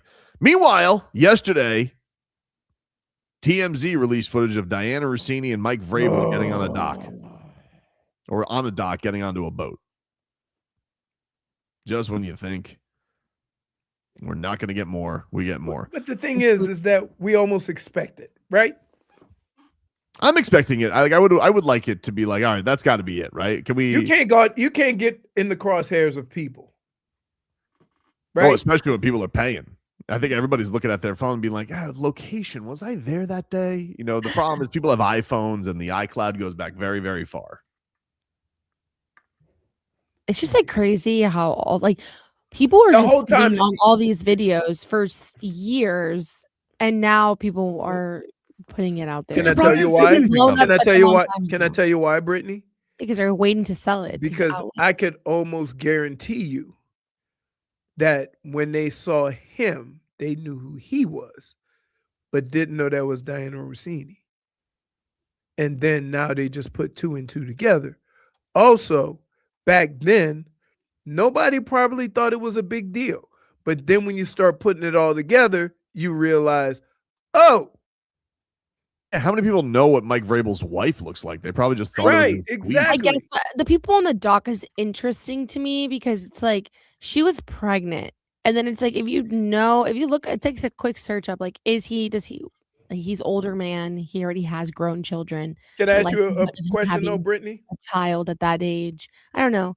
Maybe I'm just a little bit too No, nosy. But I feel let like me I would ask you a figure it question. out very quickly, even if I didn't know who she was. If you don't know Mike Vrabel's backstory and you see him getting on a boat with a pregnant woman, what assumption would you make? I don't know. My eyebrows would be raised. I feel like I No, would no, look no, up what no. his You wife don't would know look. his. You don't. I have no I think idea. I would look up what his wife looked like for sure. Right. I have That's good no for his idea what age, his though. wife looks He like. doesn't look that old compared to her. I have no idea what his wife looks like. So Neither do I. if I saw that, was it 3 years ago, 5 years ago? If I saw that 5 years ago, I would say, "Oh, that's Mike with his wife," and that's me, right? So I think now that we know the full story, then everybody's going back saying, "Wait a minute." Right. Like you're probably thinking to yourself, I saw Mike Vrabel. Oh, wait. That's what I'm saying. Like there's all these people in Tennessee who are like, oh, this was all going on there. Like that's where, that seemed like a lot of this stuff was going down. I think the New York pictures are what's the most interesting to me because those pictures look like people were taking pictures because they knew that something was like wrong with that situation. But you got to know a lot of his story if you think that, though, right? I mean, people know a lot of I information. kind of agree with Leroy. I think don't most know people what are- his wife looks like, nor if I asked you questions about coaches and their wives, you would not know who any of these guys' wives are. Right. You're going to, like Leroy said, you're going to most people are going to recognize Mike Vrabel. Even though Diana Rossini is a pretty recognizable media personality, it's still a very niche thing to know. Like, right. I don't know how many people know what like Ian Rappaport out in public looks like, like, no, I think that, but you're going to, a guy you see on Sundays every single day who's been an NFL player, you're like, oh, I think there's plenty of people who are going to recognize that guy. And yeah, they're probably, but again, you probably don't know his personal life. I think the thing is, it's easy to say it now, but now we know, like, oh, they have quotes to, hey, this was weird. You guys were hanging out. What's up with that? And as opposed to, oh, you just saw him at a bar. Most people will take a picture, but they're not like running to go sell it to the newspaper because it's like, who cares? Like it's not this national scandal that it became where they were like, nothing to see here. So that's why we've gotten to the floodgate part of it. No, I now, get it. It's just like, I don't know, the pictures and the videos seem so like deliberate and so, what's the word, like calculated, that is very odd to me that they're just like, I feel like people are just sitting on them and waiting for this to hit the fan so that they could sell these pictures and videos. Well, I'm sure. I mean, like, I'm sure the people who worked for the boat company probably were like, oh, I had this weird, but it's one of those things that's like, you probably have a weird experience in a small town. You're running a small business. You don't want to blast it on social media until it's like, maybe, Cliff doesn't run the pontoon boat anymore. Maybe he works at the local restaurant. And so he's like, I don't care. I'm going to blast this out. I remember the time I saw Mike Vrabel. So you just happen to have it as a funny story, and then it's not a big deal. It's a lot like Bigfoot sightings, like one person sees Bigfoot and you're like, that guy's a kook. But then if everybody saw Bigfoot and then all your Bigfoot stories have relevancy and you want to see that footage, you know what I'm saying? Right. Yeah. Yeah. There's only one picture. I don't understand. We just flew 4 people around the moon. But yet the only footage we have is the same picture of Bigfoot and the same picture of the Loch Ness Monster that I've seen since I was a kid. Nah, I mean, like, don't dismiss it because it's very hard to find things in the forest. Just because you can get to space doesn't mean that you're going to be in the right place, right time to find that kind of wildlife. It's true. And, always remember that only 1% of the ocean has been discovered. Exactly, dude. And that's not even considering, like, the murky waters that the Loch Ness Monster dwells. Exactly. Plus, I'm just reading on Twitter, releasing more UFO footage. So, really? Yeah, great. Dude. Great. What do you mean great? That is great.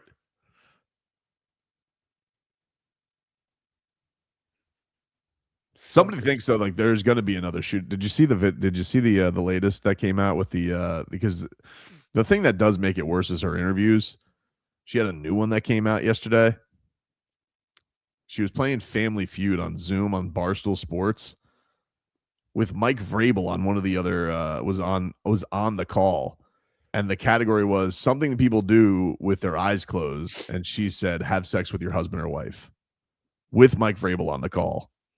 And I'm just like, how does this become like, you can't write that in a sitcom?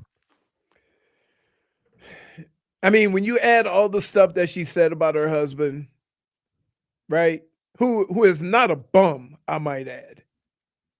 Dude has a career and whatever. He's no like he's not second rate to nobody. And I'm surprised ain't nobody filed no papers yet. Yeah, well, I don't know. I don't know what you do. I in a think that the situation. more the evidence comes out, though, it's like the More? more they can screw Yeah. over. No, they can screw over their partners. It's like you were like a 6-year affair because there's some states that have like adultery laws still. I do think it's also like they have young kids. I think it's tougher. I think it's like you don't know how to drop that bomb yet. Yeah, you know what I tell people? I tell people that like you got to understand. That's all. Right? Like You didn't say words there. I don't know what you just said. You just said you Well, gotta understand, and then blah blah. I was trying to think when my parents got divorced. I was 12 or 13. My brother was 10 and my sister was like 3, Mhm. right? Or 4. And I would say that my mom was so miserable that like I understood. Mhm. You know what I mean? And I think when you see the two people that you love more unconditionally, no matter how old you are, sometimes you just understand. Yeah, but I think the thing that is different is, like when my parents got divorced, I was very, very, very young, but I did know that my parents hated each other. And so Right, but that like you know that too, right? Like you can what tell. if the kids are in what appears to be a loving marriage, and then that just secret just unravels like right out of the sky? Like you do need to, you got to kind of maybe surgically figure out how you want to break that to your kids. My parents Not- got divorced when I was much older. I was literally 20 years old. And I think it's like it's much worse when you're older because you know everything. So it's like just get the divorce now and then have to explain to your kids later why this happened Right. before they get old enough to find it It's- out on the It's internet. probably worse because of like, I'm not here to like analyze your pain, Brittany, but I think the thing that you're always worried about with kids is taking them out of their environment. So even at 20 years old, you're going to be more responsible for things. That's the thing, is you just don't want to mess up kids' atmosphere. And then also like, hell, if these kids are in school age, who knows what's being said at school to these kids, you know? Thing. It's like how old, like his kids are older. His kids are like kids, in yeah, 20s. Vrabel's kids are older. Her So they kids, already her know kids the are very damage is young. done. We're talking her like kids are 6 very and 4, you know? So I don't know. But it's a mess. There's no doubt about that. One thing that's not a mess, Jeff Hafley's rookie camp going on right now, which means rookie camp updates. Back after this. My God.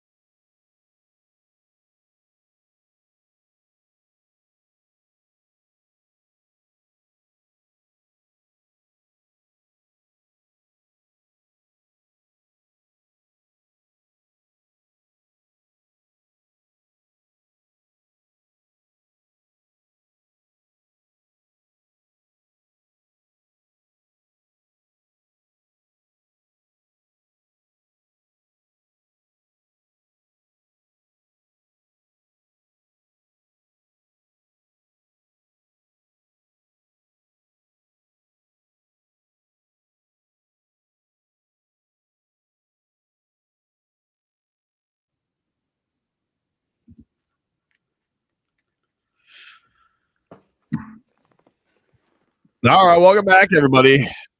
Tobin and Leroy here with you on FM 104.3 WQAM. Take you guys up until 2 here on the program. I'm going to let you know again, Schmeathan, and all of our listeners. Tonight is Whiskey, Stars, and Cigars. Looking forward to seeing everybody out there. It's presented by Edmore Sawgrass Automall, and it is tonight at Tabacone Cigars and Spirits at Plantation Walk starting at 6 p.m. We got special guests that are going to be there. Davion Mitchell is going to be there.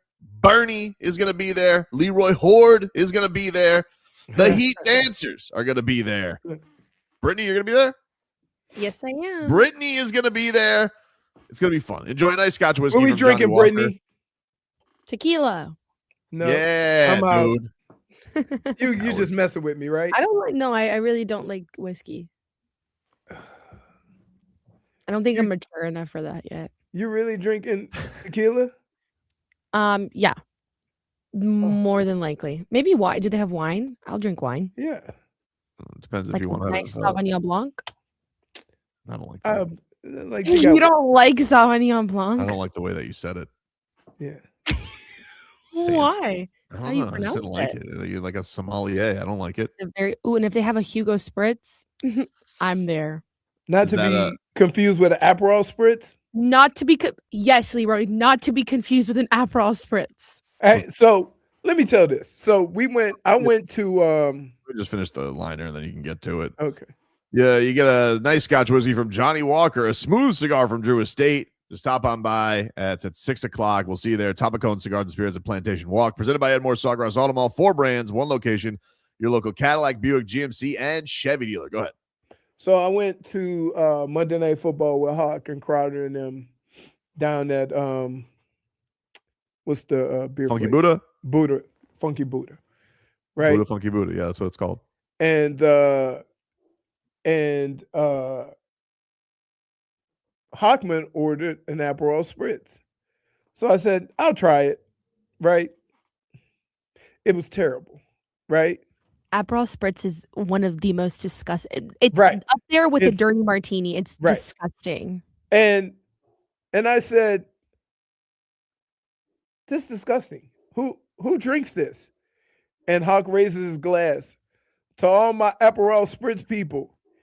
And the whole bar with women all turned around and tipped their glass to him. And I'm like, It's that adorable. explains a lot. I don't even know what it is, to be honest with you. I know it's like an orangey. No, you can buy it in a bar or they can make it. So it comes in a bottle. It's Aperol. It's basically orange bitters, Right. and then you do champagne, the orange bitters, and club soda. It's just, Now at Tobin, Hugo Spritz, let me tell it's you. Saint Germain. I think Germain if I mint. drank too much and that was all they had to drink, I wouldn't drink. Yeah, it's disgusting. Tastes like gasoline. It's terrible. It's gross. Tastes like A Hugo gasoline. Spritz That is seems, delicious. that seems a little strong. No, I've had things that taste like gasoline. You Like, know what? No, that tastes like Listen, You gasoline. know what I asked? After I had the Aperol Spritz, what? just bring me a beer. And you know how I am about beer. Yeah, The you're beer was incorrect. delicious. Beer is delicious. But they have like at the restaurant, they have a tropical Floridian. That thing is delicious. Yeah. But Yeah, it is. not just a regular Floridian. Like I like tropical Floridian. You're I very drink fancy. the hell out of those. So Dolphins rookie mini camp looks like it is just wrapped up for the first day. They out there, what, 2 hours? I don't know. It doesn't seem like it was pretty quick. I don't know. Right. Yeah, it looks like it was about an hour long. First day. Nothing too crazy. Right. This is, I see a picture. This is from David Furones. And the only reason I'm showing this is because, quite frankly, I just want to show you Jacob Rodriguez's mustache because it's glorious. Wow. Look at It that really thing. is. He's a linebacker. Yeah, dude. He looked like he's a linebacker from the 70s, doesn't he? He really does. I mean, it's a glorious mustache. That guy's gonna lead the league in tackles. I mean, How's he going to lead the league? We already had the guy that led the league in tackles. I know he's going to pass the baton right to that mustache. MFTF, dude, mustache for the football.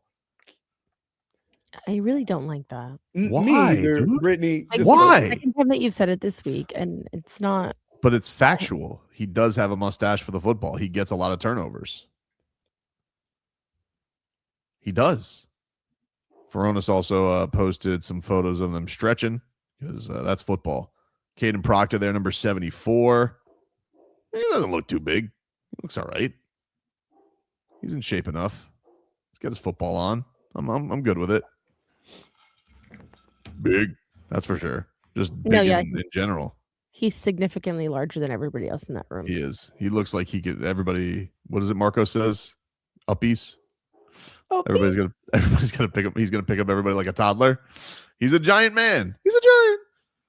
Furones also said that Chris Bell, who tore his ACL, participated in stretches, then worked on the side. He's of course coming back from an ACL tear in November. So exciting. Football actions are happening, but not actual football. But football stuff is happening. Somebody just sent me a text. Have you heard that the college football playoffs are going to 24 teams? I have not heard that, but I wouldn't be surprised because they just made March Madness like 70 teams, and it's just like, yeah, let everybody in, you know. Anytime Notre Dame is wrong, you have to change the rules. So what exactly is a Hugo Spritz? Because Jennifer got all warm and fuzzy about him. Oh, it's Saint Germain, which is elderflower liqueur, prosecco, and then club soda and mint. Mint, I'm out. Only mint I'm having is a candy cane. No ice cream, no drinks. Mint, it's like mint leaves. Like you don't like a out. It's amazing you could be this passionate about a spritz, but not Dolphins rookie minicamp. No, clearly. Amazing. We're 3 months away from football, dude. Sorry. You're talking about a drink you're never gonna have. Correct. Just move on. Like we get it. You don't like mint. All right. I don't understand. And by the way, you have the most fugazi, loose rules with the nevers. There's been 900 things you've said you've never liked that you've become huge fans of. Like you have no standards. You are the biggest food flip-flopper I've ever met in my life, to be honest. Like with what?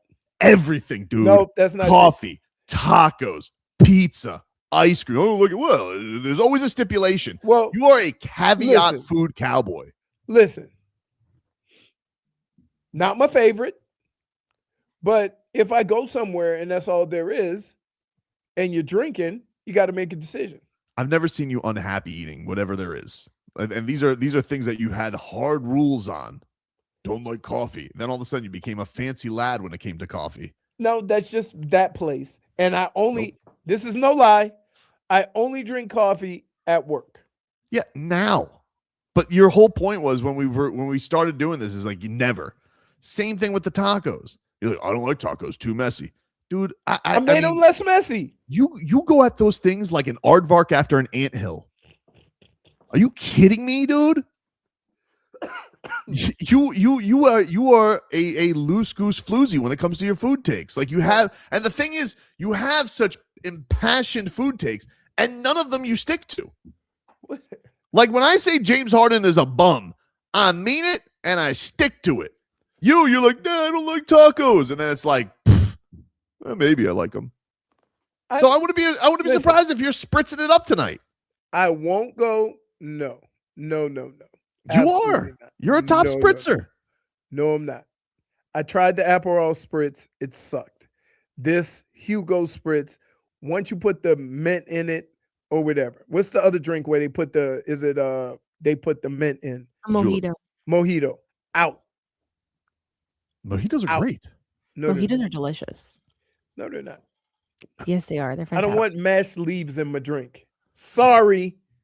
You're a child. You really are. I mean, yeah, he's a 4-year-old when it comes to liquor. It's crazy. Well, I don't want this. Listen, I don't drink that much.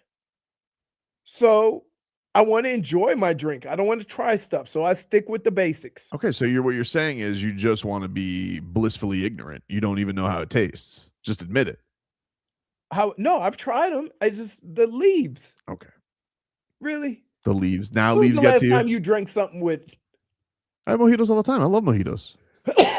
If they have Hugo Spritzes tonight, I'm making you try mine. Yeah, make him have a spritz up on stage in honor of Hawk. No. Yeah. No, you're gonna try it and you're gonna like it because I've put everybody on Hugo Spritzes. Leroy, try things before you knock them. These are things that I've tried. Yeah, but this is why you're Captain Yum Yuck.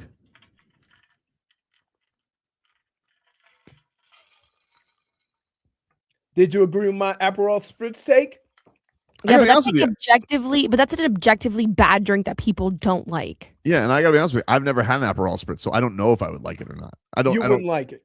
I know you well enough that I'm gonna go ahead on and put got that orange and it's got Prosecco. I don't think that those are ingredients I would hate. So I feel like I probably would like it. You like bitters? I like things that are bitter. What is the last drink you had where he said, "Oh, you forgot the bitters"? None, but I wouldn't say I don't like an Aperol Spritz because I've never had one. I could see, you know, I'm not very picky when it comes to my drinking. So or eating. No, I would say I'm pickier as an eater than I am a drinker, to be honest with you. Oh my goodness! Now I'm telling you, I probably have more rules when it comes to what I want to eat than it is when it comes to what I want to drink.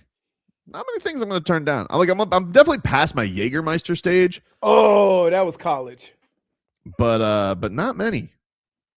Because I'm very classy. I can class it up. I remember in college drinking Jägermeister, and I'm like, this is disgusting. And they go, that's because it's not chilled. You also scoffed at me saying Sauvignon Blanc, so I don't know. That was fancy. I just don't like the way you said it, though. It's not that I wouldn't like the taste of it. I just don't like the guy who has 72 accents. You sounded very hoity-toity. You know, and it makes me regret that you ruined my Liam Hicks bet last night. I specifically said not to do it, so you couldn't come back at me. Yeah, but I didn't feel like a good way is just like, all right, well, I'm going to go against what Brittany says. But she was right. She is. But also, like Leroy also agreed with me. Yeah, but he always doesn't like my bets. Like that doesn't. See, this is the thing. I need you as a. I go into some of the bets and right here, Brittany. Here's how he goes. Oh, do you like the strikeouts? Oh yeah. I like the strikeouts. How about a home run? Oh yeah. I tell you what, the steal is gonna work, right? Okay. We're in right there. Here. And then he throws another one in there. No, I don't do that. I would never sneak you. You always throw one at the end. Throw an extra one in you. You're a grown man. I would never sneak a bet extra on you to juice the odds. No, wait a minute. We have these odds conversations all the time. But you know what you're getting into. You either gotta say yay or nay. Yeah, but you always throw something in at the end that ends up being the bet killer because you don't like the odds. I'm a bet killer. Okay, that's cute. That's cute. You know what? I won't share my bets anymore. You know, if you guys are going to just rain on my parade, that's how it'll be. I went in with him because I tell you what, when it comes to the baseball stuff and who's going to do what, you've been pretty accurate with it. You really have. The only thing that I would suggest is leave the pitching alone because I did that last night. This team is anti-pitch. I'll tell you another thing you should leave alone. Jacob Marcy props. Jeez Louise. You've learned your lesson with that one? Just get on base. He got on base so much last year, and then it's an automatic steal. He just never gets on base anymore. Dade South said Leroy had a spritz of egg on his chest yesterday. Sure did. Wow. Take a break. Back after this.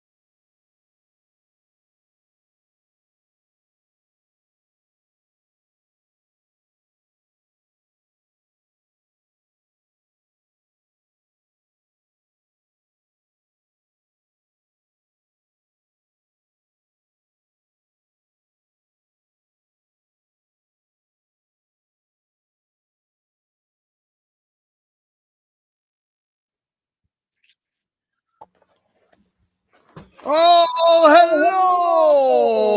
hello.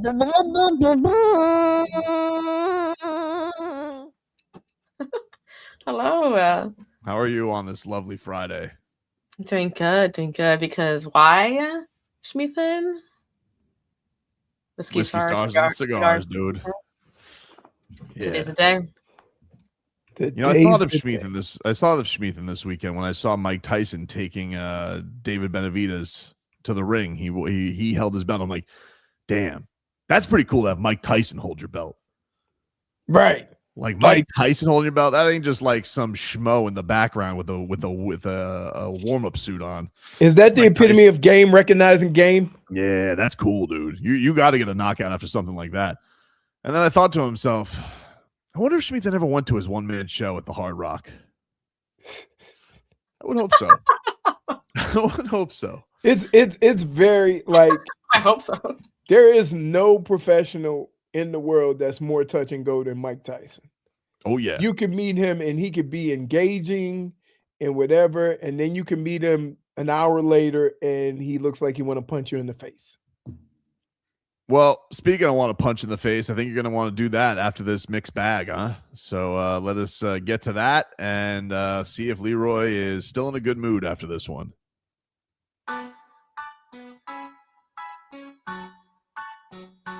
Leroy, you familiar with LeBron James? I am. Well, so is Skip Bayless. Oh, he made his return today to First Take. Really? And couldn't wait. You couldn't wait. Still seeing if he's got his old fastball with him. Here was Skip Bayless on his glorious return to the ESPN airwaves. And LeBron James, to me, has proven over many, many years to be the most mentally fragile superstar I have ever closely observed. I mean, the poor man, as gifted as he is, he was born without a clutch gene. So he's lucky to be in the top 10 because he's a liability and always has been at the late game free throw line. You can just look it up. He is, by superstar standards, a poor free throw shooter in his career at 74%, and he's a poorer three-point shooter at 35% for his career. And you want to talk about launching LeBricks? He's launched a lot of LeBricks in his day. And the point is, Stephen A., he's had so many epic fails. Man, kind of feels like you're watching a shot fighter. You know, he just doesn't got it Can I anymore. just say this? If you were to say that about James Harden, yeah, I would understand. Thank you. But to say that about the guy who scored more points in that sport than anybody, it's kind of crazy. You sound like a kook. He does sound like a kook. Ridiculous. Also, 35% is not that bad from three. For a guy who never shot threes, really. Yeah, it's not that bad. It's pretty good. It's like, and I'd venture to guess if you like looked up the last years of his career, I bet you it got a lot better. Right. Like you're talking about, you're averaging LeBron year 1 through 5 when LeBron 15 through 20. Yeah. He's got 20 years of three-point shooting. It's a lot of three-pointers. Right. Like at what point are we going to say, like, okay, idiot, like enough. Go back to wherever you were. It's ridiculous. Like, well, if he has complaints about LeBron, he wasn't things anywhere. He don't like about LeBron, I'll listen, right? Everybody, nobody's above criticism. But what he just said is just not accurate. It's stupid. Stuff. It reminds me of like a, you know, old fighter on like the regional circuit. Like they're still trying to show that they got it and they don't. Right. You know? Like, let's just put this in perspective. That would be the equivalent to saying Barry Bonds swings and misses too much. Right? Like you're taking the guy who leads almost every statistical category in the sport. You could say that Barry Bonds didn't have a clutch gene, though. He never won the World Series. I wouldn't say that, but he could say that. That's what he would do. That's what he would absolutely This is like seeing Shaq on the Celtics. Sad stuff, man. He's right. Yeah, you just. Oh, what was worse, Shaq with the Celtics or Shaq with Phoenix? Oh, Celtics. Okay. Yeah, Celtics was really bad. Like it went like he still had not heat juice, but he had like a flicker of juice left with the Suns. But then when it went Cavs Celtics, done. Nothing left in the tank. Crazy. I can't even like imagine what like Humble and Kind says that was sad. Yeah. Right. Like Tony Parker in a Hornets jersey. Ooh. Yeah. Tony Parker in anything other than a Spurs jersey. Yep. Well, SGA, he's up 2-0 on the Lakers. They haven't lost yet in the playoffs. Everybody's whining about it. And here's SGA just delighting in the physicality. Yeah, absolutely. It just makes the game more fun. Like, certain things get let go that usually don't. And it's just basketball at the end of the day. So, yeah, it's just like this time of year is just purest form of the sport and of the game. And I definitely I love this form of it for sure. Are the OKC Thunder, are they basketball Panthers? Like the only people who appreciate this are Thunder fans, because everybody else does come out of it like sniveling and whining about being dirty. They foul every play. They're too physical. They're not fun to watch. And if I was a Thunder fan, I'd be like sitting here. I'd be like, you guys want a binky? Like it's poor you. And I think that's kind of how it felt as a Panthers fan when everybody was like, oh, they're dirty. They fight and they don't play on the level and state tax and boo. That's probably what it feels like being a Thunder fan. Dude, like, here's what I don't understand in sports. Everybody is so excited to see the team that builds it and starts winning. And then you get tired of it. Like, it happened we start complaining about Kansas City. We start complaining about, what they were doing in New England. We just like, can we just give credit where credit is due? I think the thing is, though, people don't like the style either. Like it is one of those things. Like it's not the most pleasing style. Everybody can't be Golden State. That's what I'm saying, though. Like it's not like the greatest watch in the world. That's what I think it is. I think that's what part of it is.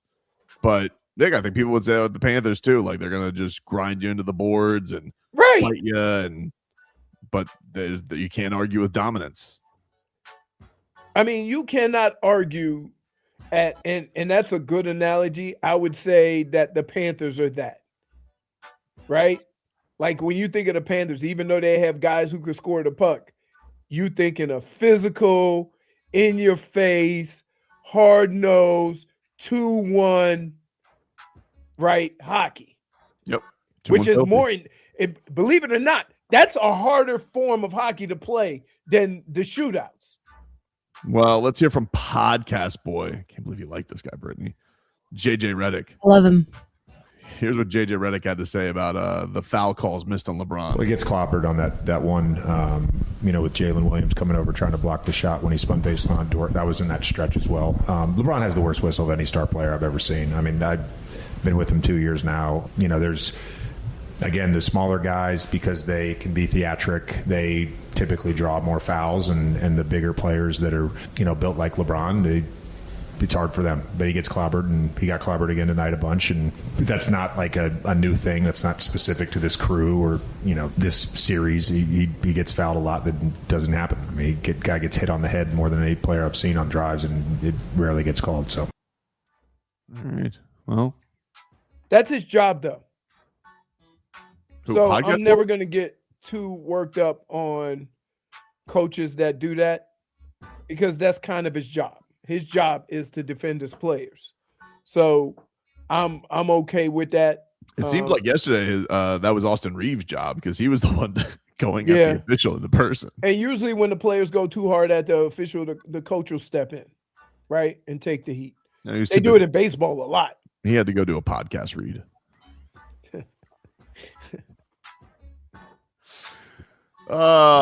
Speaking of podcasts, this guy's going to host a podcast called The Bum Life, hosted by James Harden, who will never win an NBA championship.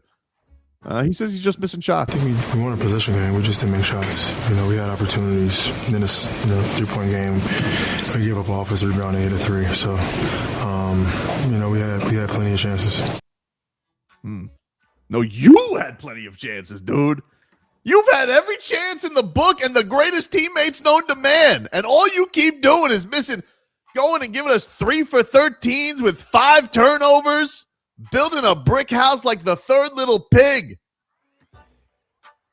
I think one of the things I can't remember who said it, but one of the things that I heard that was pretty impressive. Forget the missed shots. Forget any of that. One of the things that's terrible for him. How has he been in this many playoffs and turned the ball over like that, knowing the importance of it? He looks like Terry Rozier. That's the part of it that got me. Dude, he's like mind-numbing turnovers. It's crazy what he's doing. And he looks washed. I mean, well, that's not. He just does. Yeah, he looks physically cooked, which is not surprising. Not everybody gets to play till they're a gazillion years old like LeBron. Right. Especially when you're going to the booby trap after every game. Our very own Jay Gatto sent this to me. Oh, thank you, Jay Gatto. He's So right. I kind of had to. He just wants to go celebrate this at Han, soak his woes. And you know what's going to happen? I know the James Harden book to a T. He's going to come out. He's going to light it up like a Christmas tree in Game 3. And everyone's going to say, put some respect on James Harden's name. I know this I will predict this right now. Whatever James Harden's under-over is, take his overs in Game 3 at home in Cleveland. He's gonna cook Game 3. And everybody, that Patrick Beverley's going to be peacocking. And everyone's going to do this, everybody's throwing dirt on his name. Then wait for Game 4. And it'll be back to James Harden. But I guarantee he'll have a great game. He will have a great game this series where people will say he's gonna bounce back and he's gonna look incredible. It's the James Harden playbook. It's been his entire career. So whatever it is in Game 3, take his overs. And then whatever happens in Game 4, take the unders, except for turnovers. Trust me, he'll have one. But I'm telling you, dude, he is a playoff joke. And it's not his fault. He's not saying any of this stuff. It's Patrick Beverley's fault. I hope that he goes to Patrick Beverley and be like, why'd you have to say anything? You think he just tells Patrick Beverley, I'm just enjoying my life. I don't want to be a champion. I don't want to be compared to Dwayne Wade. I just want money, basketball, strippers. I don't care about legacy. And you had to open up your fat yap. I could have just been enjoying life, Patrick Beverley. You got Dwayne Wade mad at me. I don't want Dwayne Wade mad at me. I feel bad that I got to be like this at James Harden. Seems like a nice guy. No, you don't. I don't feel bad at all. Please. No, you don't. I don't feel bad at all. I know that was a lie. All right. I'll grow up one day. Again, you're like a machine gun with the lies. What? Back to back. I'll grow up. Really? Stunt Steve says he's dying to get swept. Oh yeah, he's already got a brochure to Turks. He can't wait. If you mean Turks, a strip club in Atlanta, yeah. That's what he's gonna be, right? Like James Harden's gonna open up like he's gonna open up a chain of strip clubs nonstop. That's what he's like. This is my passion in life. I feel like that's not a bad choice for him, really. It's not a bad choice for him. Perfectly respectable. If you treat everybody well. True. You're not doing it through shady means. Saw a strip club the other day. You know this strip club up here, Spearmint Rhino? You ever heard of it? Oh, it's on Oakland Park. Is there one in Oakland Park too? I saw a Used to new be. one. Did you see the one that's got billboards all over the place? Peppermint Hippo. Peppermint Hippo. Yeah, it's great. Like, what is, Very interesting. that isn't even. I don't know. That's like the last thing I think of. Am I missing a joke or something? No, No. I think I thought it was just a spin-off. Peppermint Hippo. That's a crazy name for a strip club. I'm intrigued. Shmita says that's what they call Tobin at Christmas. That's so wrong. So wrong. Anyway, we'll take a break. More back up to this.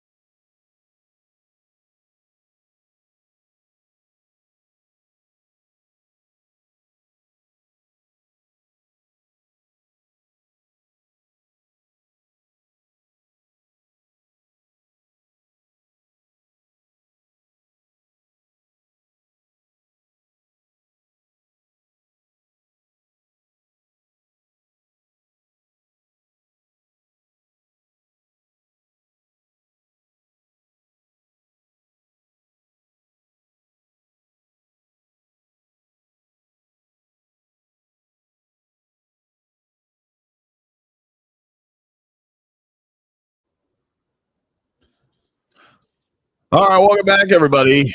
Tobin and Leroy here with you on FM 104.3 WQAM. A weather report brought to you by Tornado Roofing and Contracting, replacing roof repairs, maintenance, and hurricane impact windows and doors. Visit tornadoroofing.com. 90 degrees right now in Miami. Sunny. It's hot. It's your weather. Stay cool, everybody. Gotta stay hydrated, champ. As Leroy's doing right now. As Leroy is doing right now, demonstrating.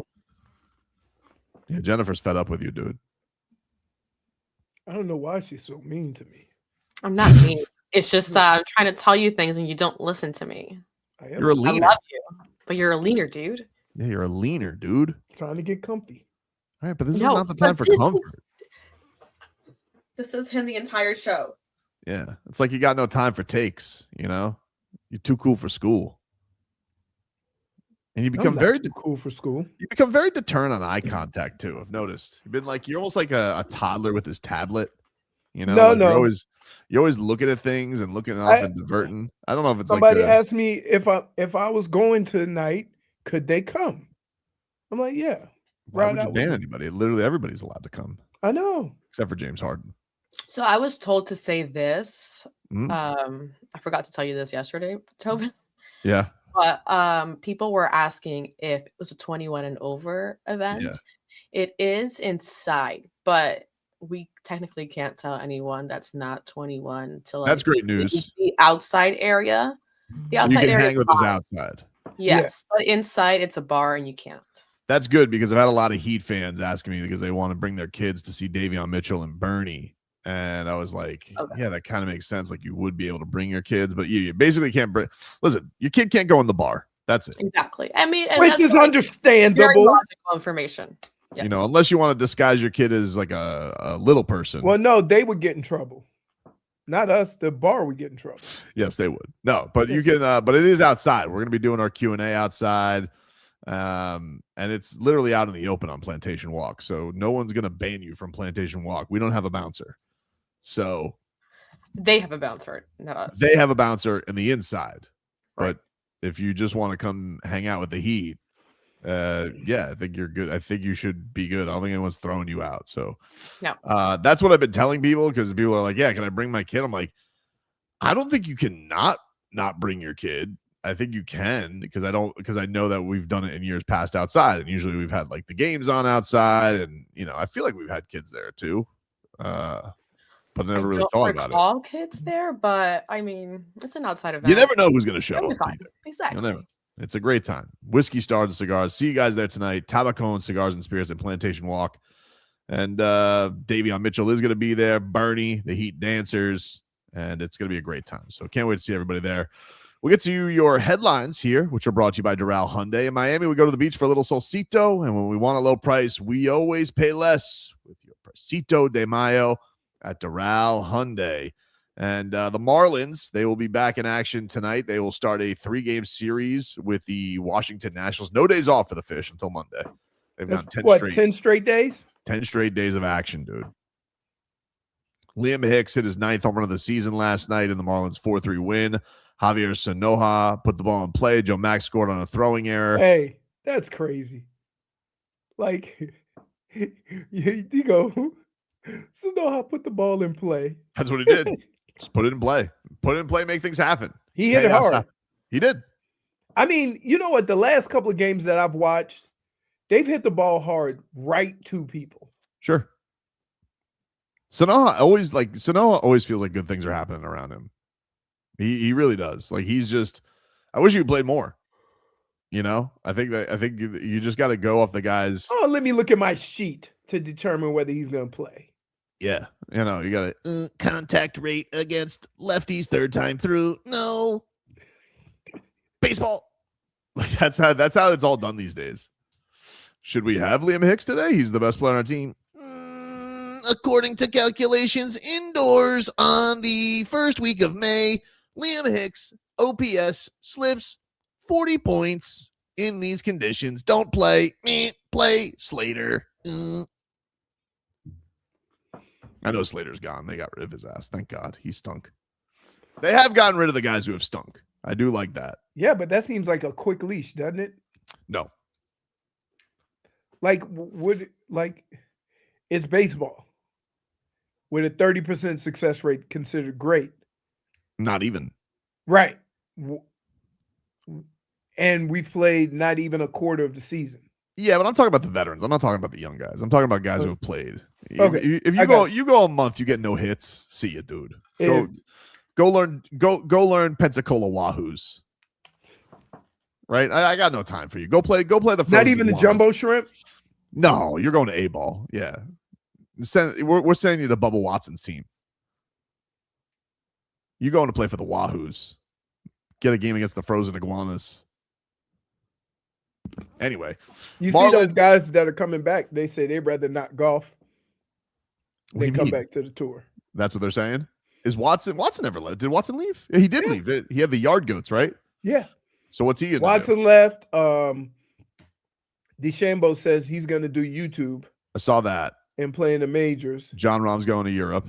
John Rahm. Well, so here's the deal.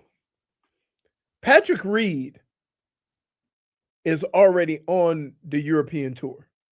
He already went there. And he's leading the money list. Now, what makes it weird is the top 10 in the money list at the end of the year automatically get their PGA Tour card. Gotcha. So how is that going to play out? Because right now, they're making Brooks Koepka playing all the opposite events. He can't even get into any of the major events except for the majors. So I don't know. Is anybody going to get just fully back? Because isn't like Koepka, he's been saying like he has to be on the wait list for some of these, right? That's what I'm saying. He doesn't automatically qualify. He can't get any exemptions, sponsor exemptions. He shouldn't get exemptions for what he did to Aaron Ekblad. But I'm torn because think about this. It's a sport. If you don't make the cut, you don't get paid. It's not like if I got a contract with the Dolphins and I decide I'm going to go play football somewhere else, and then the Dolphins could come after me, or they would have my rights if I came back, right? Because I signed a contract with them to play football. Yeah, Ricky Williams. Right. Remember that? But these guys are part of the tour, but if they don't play well, they don't get a check. So they went and took the guaranteed money. I don't understand how they treating that like, oh, if you want to come back on tour, then you have to pay this money and do all these things, and we're not going to give you any of the signature events. Well, it just seems weird. I think it's weird now because there's nothing the tour is competing against. Like, I could understand it at the time being like, no, F those guys. You left because you were going to a competing league that was trying to take us out. Right. But now it's like, oh, do you want to, like, what's the point of not having, where's John Rahm going to go that's a competition? Nowhere. Right. The other thing is one of the things, and I'm not a Phil Mickelson fan. I'm a Tiger fan. But I'm going to say this. Phil Mickelson and Greg Norman for years were complaining about the amount of money that the PGA Tour had and was making off of their players while not putting it into these events, right? So then Liv came along and started paying golfers a boatload of money. Now you have tournaments where guys make $4 million to win. You have these signature events that pay $20 million. They got 8 signature events. That's $160 million that they're playing for just in these 8 events, right? They gave legacy checks. So they just gave Rory a $50 million check for being loyal. The whole point of all this, and the reason why it started, was they were complaining that the tour was stashing money on them and not putting it into these events. Then mysteriously the money showed up. So is it mission accomplished? Because all these players that say, I have a problem with these guys going to play live, benefited from the fact that they went to play live. Yeah, I mean, and now Liv's gone. So I mean, like, the guys who stayed loyal, I guess, are cool. They don't got to go around the loopholes. But I don't know how much money doesn't make you feel upset about it. Like Brooks Koepka's got $1 gazillion now. Like you could go be a YouTuber. It doesn't really matter. Right.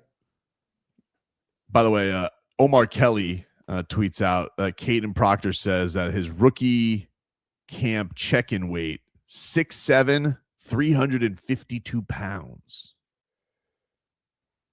So that is where his weight is at. I would, which is like his that, sweet spot. That's what he said is his sweet spot usually. His sweet spot needs to be 330. Wow, that's really. But yeah, didn't yesterday you say as long as he's not over 360, you're okay with it? Well, no, but here's the deal. I'm saying that based on what he's been, but now that he's going to be playing 17 games and playoffs and all this stuff, that weight has a wear and tear on your body. And I figure as he gets in better shape, he's going to drop 15, 20 pounds. I don't think he's never been just focused on football throughout his career. And I think now he is. So if he puts in the work and he does the work, he will drop 15, 20 pounds. It's not that big of a deal, but he'll be in better shape. So when I say that, I say, yeah, when he goes through a whole offseason, only concentrating on football, being there every day, not worried about anything else, getting, stronger, working on his footwork and doing stuff like that, he'll drop some weight. Yeah, for context, Patrick Paul weighs in at 326, and he's the same height. I would like them to be both of them around 330. Like 350 on a human being that's going to be required to run and as athletic as he is. That's the thing. He's not just a road grader. He is a guy who can move, who can run. So they're going to be saying, hey, our left guard is 350, but he can pull. He can get out in front of Achane. So once you start doing that stuff over and over again and you start playing all these games in the sun and practice, yeah, he's going to drop some weight. I guarantee you at the end of camp, if he practices every day and goes through, the whatever they call 2-a-days and the preseason or whatever, if he's still at 350, I'd be shocked. RVA Richie says that Achane is licking his chops to run behind those Giants. Yeah, especially when they could just throw him in his back pocket and say, come for the ride, little fella. Ooh, the piggyback play. Why? Why? We were talking the same thing. Why? You could tush push. Why can't you piggyback ride? I almost got beat up. Because you didn't do the piggyback ride. Yeah, but that wasn't on the field. I'm talking about doing it on the field. Yeah. So Jumbo Elliott, who is about the size of those guys, we went to a frat party, and I was walking back to the dorm. They were walking back to their apartment, and he said, "Hop on. I'm gonna give you a piggyback ride." I said, "I'm a grown ass man. No, I'm not gonna let you carry me down the street, and so all these people can see this. Hop on my back." I said. So that's what it was. 210 pounds on the back of a 340-pound guy. And was he bigger in college? They list him at 308. Who? Jumbo. Yeah. What'd they list Greg Skrepnik at? Because he couldn't even get weighed on our scales. They had to take him to a meat plant. Jeez, really? Yeah. Skrepnik? Yes. Hold on. See. 325? No chance. 6'8", 325 is what it is on Wikipedia. No chance. All right, I'm just letting you know what to say. No chance. Because listen, the scale only went up to 330. Wow, really? Yeah. Jeez. So I know for a fact he used to have to go take a car ride or a van ride to get weighed every day. That's not cool. That's not cool, but it was real. That was the biggest human being I ever saw in my life. He actually has the Leroy Horde. When you first Google him, it says he's 6 foot. But he's actually 6'8". Was that going sideways? I don't know. Because, like, yeah, I played Orlando Brown Sr. That was a big boy. He didn't play. Corey Stringer, big boy. Corey Stringer reminds me of Caden Proctor because Corey Stringer was a big boy, but he had good feet. He could run. Corey Stringer, 6'4", 335, according to the Google A. Yeah. Orlando Brown Sr., Zeus, 6'7", 360. There you go. Jesus. Right. Take a break. More to come here on the show. Back after this.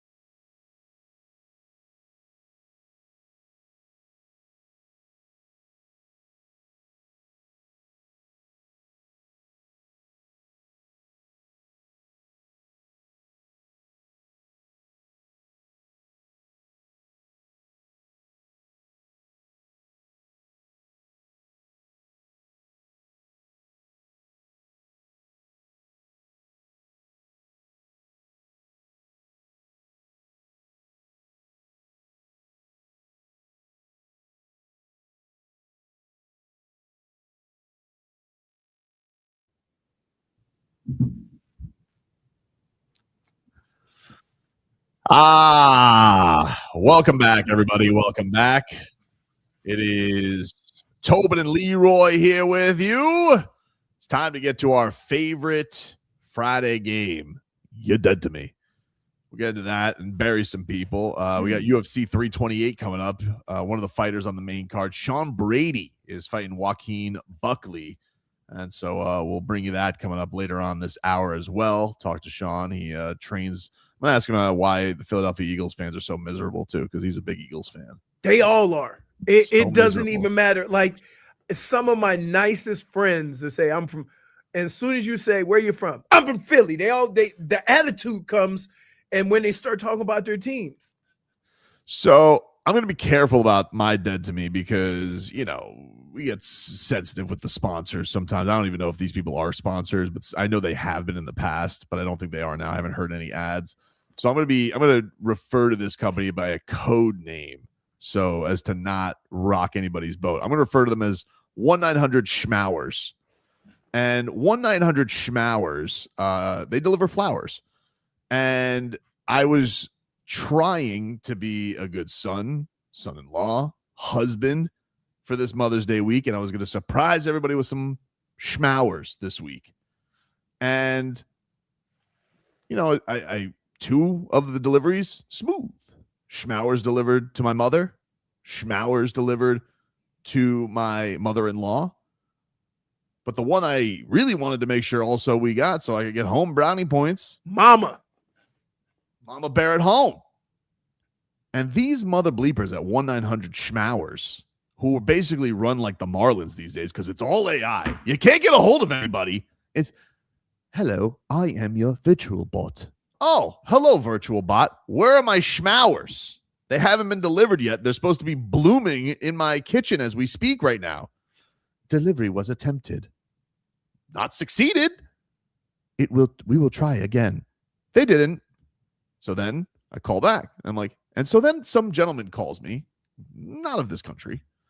So from whatever region of the world he called in, he said, but he was very helpful. He goes, we'll take care of this. I said, hey, do me a favor.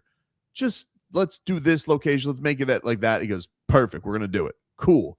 Then I noticed like the other days where I go to 1-900-SCHMOWERS, I didn't get any notifications this morning, Leroy, as I was promised delivery today. I was like, what's up with that? Call up during one of the breaks. Hey, schmowers, where are my schmowers? And they're like, would you like to re-deliver? Yes, I thought we established that yesterday with the fine gentleman I was on the phone with. Redelivery confirmed. These mother bleepers sent me an email. They'll be like, email will be there in 30 minutes. No email comes. But I go to the website. I put in the old order number, which is now a new order number. And it's like, it'll be there on the 12th. Well, by my count, dude, that's 2 days after Mother's Day, 1-900-SCHMOWERS. So you can kiss my ass, all right? I don't want your post-Mother's Day schmowers. And you're awful, you're dead to me, and you ruined Mother's Day. Thank you. You're dead to me. I'm sorry, Tobin. Again, totally anonymous company. Yeah. 1-900-SCHMOWERS. We did not pick up what you were saying. Nobody, I'm protecting, even though they're not the innocent. My wife is the innocent here. Mm-hmm. 1-900-SCHMOWERS, you're dead to me. What was that? I have this new camera that zooms in sometimes. Hey. And anytime I do something with my hands, it does That was good, though. Try to get the full effects. The whole effect. Yeah. You're dead to me. So you look very crystal clear. That's why I was like, there's something different here. I have absolutely no problem calling out who I'm getting ready to call out. Okay. So me and Teaspoon, she wanted to start going to the gym with me. Okay. So I got a week pass, right? We went like 3 times. She's like, cool, I want to kick it with you.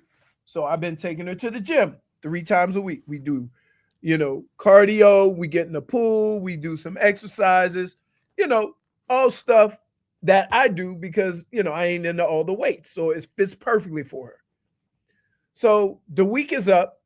I say, okay, guess I got to decide to get her a membership. I say, I want to just add her to my account because they say, hey, add somebody to your account. No fee, just so then I found out there's a catch. If you add somebody to your account, they can only go when you go. Really? Right. I say, you know what? No problem. It says on the front door, no initiation fee. So I'll just get her a membership. That way, if there's an LA Fitness around FIU, she could go there if she wants. Okay? Cool. No problem. I pay like $25 a month. So I'm thinking, all right. They go, so to pay $28 a month, that's only if she only comes to this gym. Jesus Christ. Right. So I'm like, what? I said, why is there always some kind of catch? Yeah. Right? That stinks. So I'm like, okay, fine. So sign it up. I go, all right. So I got to pay first and last, whatever. That's fine. I'm thinking 60 Typical bucks gym tops, right? behavior. $101. Well, why? Because the initiation is waived only if she only comes to this gym. What? Right? It gets worse. It gets worse. So I look at my account 2 days ago, Mm-hmm. $73 charge. Wow. For what? Initiation? No. They have a yearly fee at LA Fitness now. Wow. So I have paid. My daughter has been a member at LA Fitness for 2 bleeping weeks. And it's cost $173. That's crazy. So I'm telling you this, LA Fitness, you frauds. Take all that crap off your doors because you're lying. You're a fraud. Or put it in the fine print. Or put it on the thing. Only if you join this location in Plantation. So then the guy I said, why is there always a catch with every business you do? Yeah. And he says, I would appreciate if you talk to me with the same respect I'm talking to. I said, you think I'm blaming you? Soft serve? Did you call him that? Yeah. Oh, wow. Up here like soft serve ice cream, like his feelings got hurt because I had a problem with getting charged $100 with something that was supposed to be free initiation. So be careful. Initiated when you a riot. join a gym. And guess what? I can complain. I paid it. Yeah. This So is I hey, can complain. This is not something. that's like Eric Spoelstra. You can't find me, NBA. I'm just observing what's the truth. I'm spitting facts. These are facts. You're a fraud. Jennifer? Wait, question before we move on to me. She goes to FIU. Doesn't FIU like you're able to go to the gym there like for free? Yeah. I don't, but I don't know like what the deal is, right? And we're gonna be going the whole summer. Mm-hmm. You see what I'm saying? Supposed to just be month by month, you know? Hey, Smeathan, I hope you go tonight because what you just said right there is gonna need a discussion. This one? Earth is a free gym. Pick up some rocks. Jennifer, who's dead to you? Honestly, no one besides this whole scandal situation. Oh, wow. Okay. Because the more and more Michael's come her out- brother, by the way, named after the brother. Yeah. Okay. I'm so sure. I'm so sure. I'm you know, so what a sure. convenient little. I believe her. I don't. So sorry. Especially after all these interviews that keep coming out. Like I knew of her and I knew of her work and stuff like that, but I never fully sat down for a full segment of hers or whatever. But the more interviews I see coming out, the more I'm like, wow, this lady really can kick the sharpest of rocks. Yeah. You're Yeah, she dead. kind of sucks. No respect for anyone, really. Mm. And it's all like she just airs out too much. Like I don't need to know your personal business like that. So sorry. So Brittany, who's strange behavior. it's very strange behavior, and that's totally dead to me. Brittany, who's dead to you? You know, for the first week in a really long time, I really don't have a crazy dead to me. But I'm just gonna go with F1 because honestly, no, because I am so annoyed by everything that they're doing this season, and they're just handling things so bad. And it's so frustrating because after this week, I'm like super excited. We're coming off the hype of Miami. It was a great race, right? Boom. New regulations. Boom. We're not having another Grand Prix for another 3 weeks as we just had a month off. So I'm just over it. And you're like, they're slowly like, I don't want to say I'm losing interest, but it's just frustrating because it's like, I just want to watch racing, and you've taken all the fun out of it because there's not a race for a month at a time, and now you're changing all these rules that takes away from racing. We had another regulation change just because the people that the FIA doesn't, the people that the FIA don't want to win are the ones that are winning, and they can't handle it. They hate it. Yeah, so me too. Same. Not the same, Brittany. Not the sport we fell in love with, you know? NASCAR, right? Tobin, stop. You just don't be a phony. I don't even play into it anymore. Like, that's what he does. I don't even play into it anymore. She's on board now. By the way, I have these graphics that I would like to show you before this weekend ends because someone worked really hard on them and I kind of have to give them credit. Okay. So here is one that's kind of tied into my Dead to Me, the Entanglement crew. Very lovely. And then we have The Reacher. With your could be something, could be nothing. Take Otto. Why is his head so big and his arm so little? Actually, this is the one that made me laugh the most because if you're questioning this one that looks more like Tobin, tell me something about this. That looks more like Marcos. Honestly, yeah.